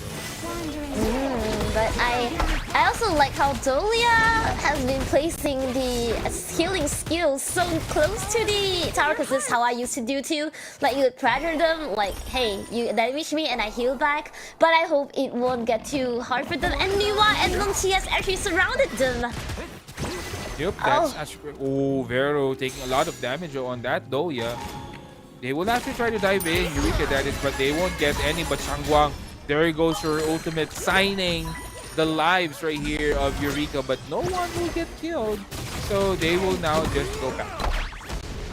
While on the Clash lane, Xiangyu has no one protecting. The line just goes all the way down. But Dharma is probably trying to take or trying to get someone. But on the mid lane, are they going to start a fight? Would Dharma get caught? Ooh, almost though. They actually didn't fight Dharma on that brush. Almost getting killed right there. But on the bottom lane, engagement is happening. There goes Nuwa trapping this Dolia. Will there be enough damage? No. Dolia actually living with a sliver of health, and Team Eureka will now go back. Shangguang, although they actually saw Shangguang right here on the brush. So I think Team Eureka needs to go back. I think Dolia just gifted to Shangguan while Shangguan came, so I guess that's what you wanted to see. Yeah, and I think Team Rika was aware as well because I think Yampo saw Shangguang on the side, so they were thinking like, oh, they're gonna refresh the Shangguang ultimate, and oh, they actually did. But Yampo will actually fight Shangguang on the side. Will there be enough damage? But ooh, there goes Nua. Nua giving out a lot of damage right there. Oh, the skills coming in for Nua, and that still no kills coming in. Still one kill on the board for KHI Esports. We're near to 4-minute marks when Monkey is almost wanting to invent it, and it's going so close to the farm, the marksman, but it goes back. Well, Linfo is still there. Linfo's like, I have tick blood. I'm just gonna see what you're gonna do. Like, he won't kill me, and he's just there, like giving vision and all. You're right, and right now it's gonna be a Tyrant match up right here. Question is, who will get this Tyrant first? That's gonna be the question. This is gonna be a team fight right here. Shangguang is actually just on the side, giving a lot of damage. Nua also backing that one up, but Monkey will actually get that one. But on the top lane, Musashi is getting gunned on by two heroes. Senpo is chasing down, and I think, oh, Musashi will actually ultimate on that rolling Monkey, but it's not gonna kill. And Monkey is actually very, very low right now. They are gonna try to go away though, but there goes Shangguang using that final stroke to save herself, but that's not gonna be enough.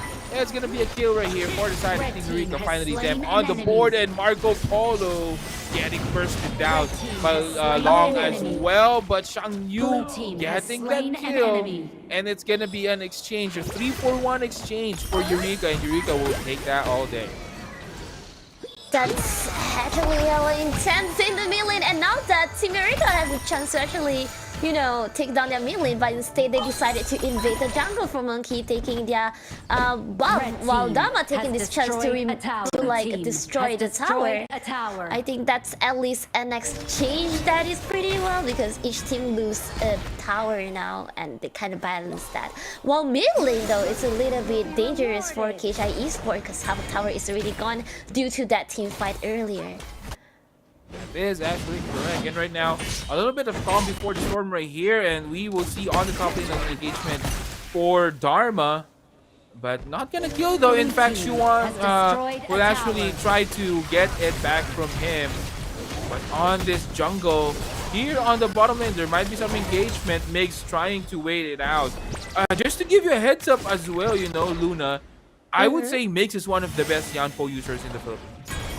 One of the best. As someone who really spams Yanpo, I know I can see Mix being, you know, one of the best Yanpo users in the Philippines. But let's see if he will show his prowess right here. And on the top lane, Xiao Yu will actually fall down at the hands of Dharma. So a little bit of a Clash lane matchup right there on the top. In fact, Dharma is actually winning that. Dharma is actually doing a pretty good job. He's like teleporting up and down and trying to like control the lane.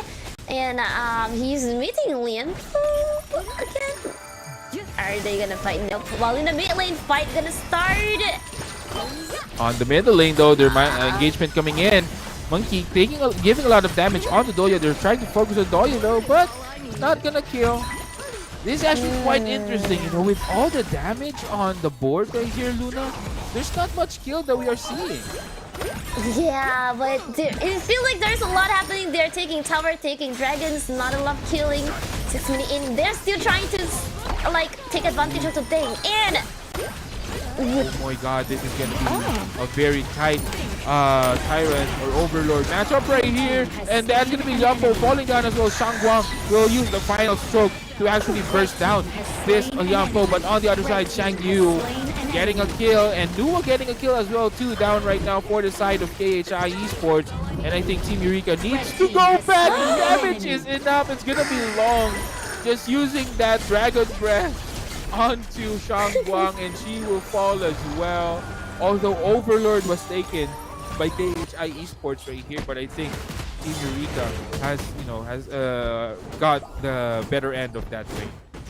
And this when Long take advantage to take down the tower instead that what Dharma has been tried hard to actually take down earlier. But right now, looking at the tower is pretty still pretty balanced. The economy also pretty balanced. And I think for now team fight, it seems a bit like back and forth, not really of a very obvious winning situation right now. Yeah, there's really no clear, team who is an advantage yet. Even though Team Eureka has 6 kills on the board, but it doesn't feel like they really have a very, very, far advantage from each other. But this is gonna be another Tyrant matchup right here. Let's see who's gonna get this Tyrant. There might be some engagement. I would say there would be. KHI Esports. Oh, crucial kill theft coming in for Shangwa, getting that Tyrant kill. What will Team Eureka do?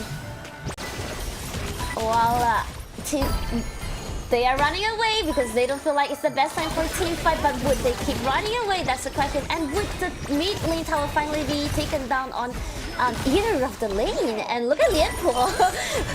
Yeah, just easing out the heroes from KHI Esports.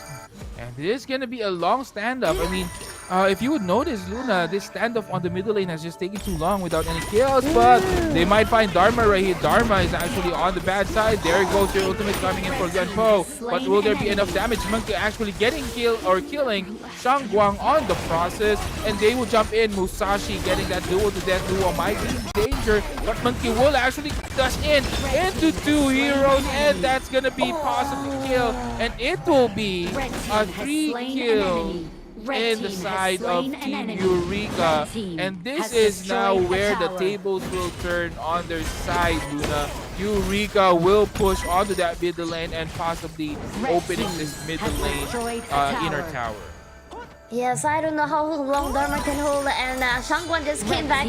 3 people stressing. I'm not sure if they can attack, but oh, they're actually being aggressive. Oh, they need to be careful right here. KHI Esports, they don't want to overextend. They have been punished already. But yeah, good defense coming in for the side of KHI Esports, preventing further damage on their base. So at least the high ground is still secured. As long as high ground is still secured, it's still possible, not too much of the stress on them and making it equal for now. But I feel like since just now we can see how Team Eureka has always wanted to go for Dragon, they just never want to let go, and another fight has occurred in the mid lane. Oh, speaking of, Musashi might be a bit off position right there. They are chasing that out, and the snipe from Newell will actually finish Musashi. That's going to be another kill on board for Eureka. Eureka slowly widening the gap here on our match, Luna, and they are going to take this Overlord. Yes, they didn't even take. They did not just end on one. They just keep taking. Since just now we can see the gameplay, they was like dominating dragons mean a lot of advantage equal to win, kind of formula for them, right? That's actually right. But yeah, there it goes. Actually, Team Eureka right now got this Overlord already. So in terms of push potential, they have a lot of advantage. They might go for a play right here, Team Eureka. I kind of feel like for now I haven't seen too much from Marco Polo. I was hoping him to do better, but I'm also afraid that he couldn't really have that space to do so because there's just too much crowd control from Team Eureka. That's actually right, and we actually saw that problem earlier already, actually. And it seems that is happening though, but here comes Monkey just coming in and out of the clash. They are now with the dragons right here, so they are gonna get the tier 3 towers onto that bottom lane, and they will hold up a little bit, but will still give it up, and this is gonna be an open tower on the bottom lane right now. Team Eureka actually didn't go overboard. They okay, it's time to stop, and I'm just gonna do jungle domination, taking all the bombs that we need, and they couldn't get the money. That's what they've been planning, and that's a really good strategy, I would say, because that leaves Team KHI to have no chance to grow that much while defending. Wow! Wow, Mankey right now trying to go in, and this is actually a good position for that throw onto Mankey. They will actually get one, but flashes will be forced out, and that is where Team Eureka will go back right now.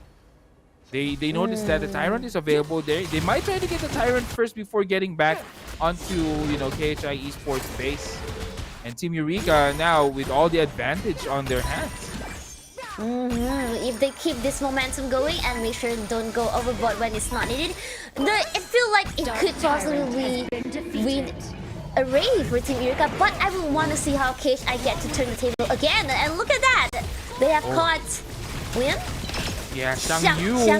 Yeah, Xiang Yu is being caught right here, but the damage from that hand-on slash will actually finish the job for Xiang Yu. That is a trap, my friend. Call an ambulance, but not for me. And that should be another kill right here for Team Eureka. Xiang Yu, after all of those, still staying alive. Still Eureka ramaging the damage right here, and they are trying to chase this middle lane, but Shang Guang also falling down. Lua also falling down.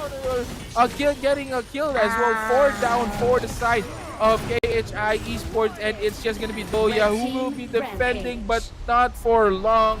Eureka will go for that clean sweep here on our second series, last series of our 5v5. It's gonna be Team Eureka getting the win. Yeah, it was like there is a bit of gap that I can see, like in terms of crowd control. Like Dolia do be a really good hero to like refresh ulti, but then Team Eureka just having too much crowd control, and while on the other hand, Dolia doesn't have a crowd control and couldn't really help when it comes to like minion clearing, right? So when it's left Dolia just now, it just means, yep, that's it. But it's really a good execution by Team Eureka. The crowd control, all the tankiness that we're seeing, is just really amazing team coordination and choice of hero, to be honest, because it's not just tanky. They are actually able to attack, like they have damage. They are the kind of tank that has really good damage as well. That's actually correct. I mean, Shang Yu is actually a very unique hero, I would say, that Eureka picked. They actually picked a hero who is very versatile, but still deals a lot of damage. And I think that last clash, or that last engagement on the bottom lane that we saw, Luna, it was actually onto Shang Yu's advantage, because he knows, I mean, he has a sliver of health right there when he casted his ultimate, the Hegemon slash. But the thing is, with this ultimate, the less HP he got, the more damage that will be dealt by his ulti. So basically, he almost casted his ultimate on a max damage level. That is why suddenly the tables have been turned, and that's where, you know, Eureka snowballed into the win for our game too. Team Eureka actually come in as well, helping. Like real quick, if you realize Xiang Yu just now when it's being attacked, you see Monkey come in. Yeah, they come in like real quick support and follow up attack. Well, yes, and it goes to Monkey for our MVP. So Eureka Haru. 3-0 and 9, 102.2k damage, and Haru was also the MVP for our game 1. So Haru has been playing well, significantly very well right here on our tournament. It's actually a good thing. I mean, he was catching a lot of heroes with his role, and a lot of heroes, you know, and initiating very well as well. You know, it's just not that he is actually receiving a lot of damage, not other than the tankiness that he could give. But the thing is, the Dream Roam has been used very, very perfectly, catching 2 or 3 heroes and initiating the fight for Team Eureka. Yes, and the immediate support that Haru actually did most of the time to coming to savior to his teammate, and with 0 death, and that's actually impressive for me. I feel like whenever he actually went in so many fights. Yeah, and other than that, Xiang Yu has actually showed, for me, I feel like it's actually pretty impressive as well. Yeah, the attack, he's a Clash lane, but he doesn't play just like Clash lane. He kills 6, and you know, like, yeah, he's like, I'm aggressive, I'm a tank, but I'm also a fighter. I fight, and I give all the damage I supposed to. Well, it's a little bit. I realized just now for KHI Esport, there's a bit of in teamwork coordination. Whenever there's a team fight, there might be people here, people there. So I might feel like they could work on that in the future too. Yep.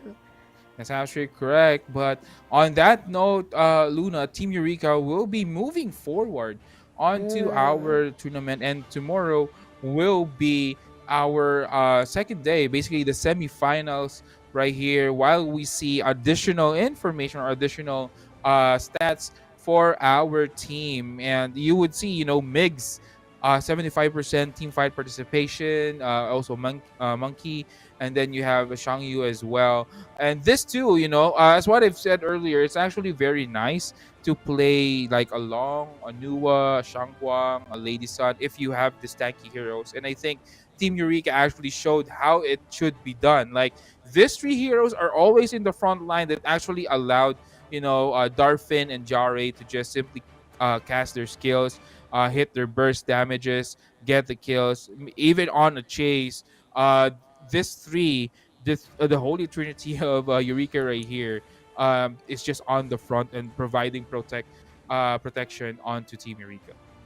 Yeah, also Niwa is able to, to save herself, limiting movement and doing like even like assassin sniping people. That's crazy. That's actually correct. Wow. And we will look at the brackets right now, Luna.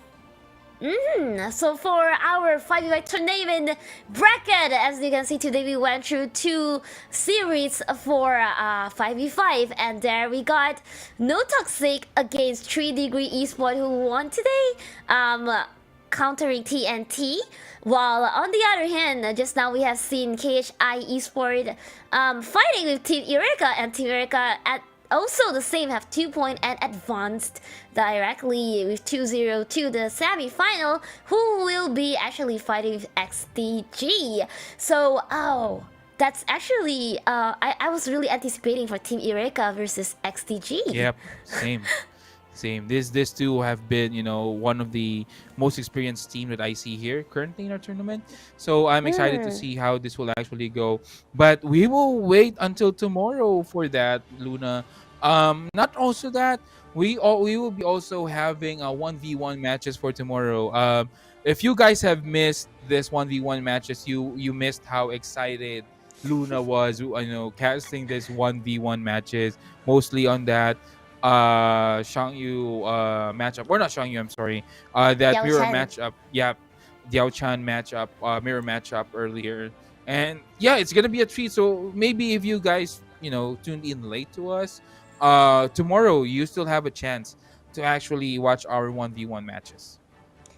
Yes, so tomorrow will be grand final, which means those best of the best semi-final, grand final. You get to see them fighting, you get to learn everything from them, and I really can't wait to see with Teo-chan come out again for 1v1. And also, I was really excited to see more different team combination for 5v5.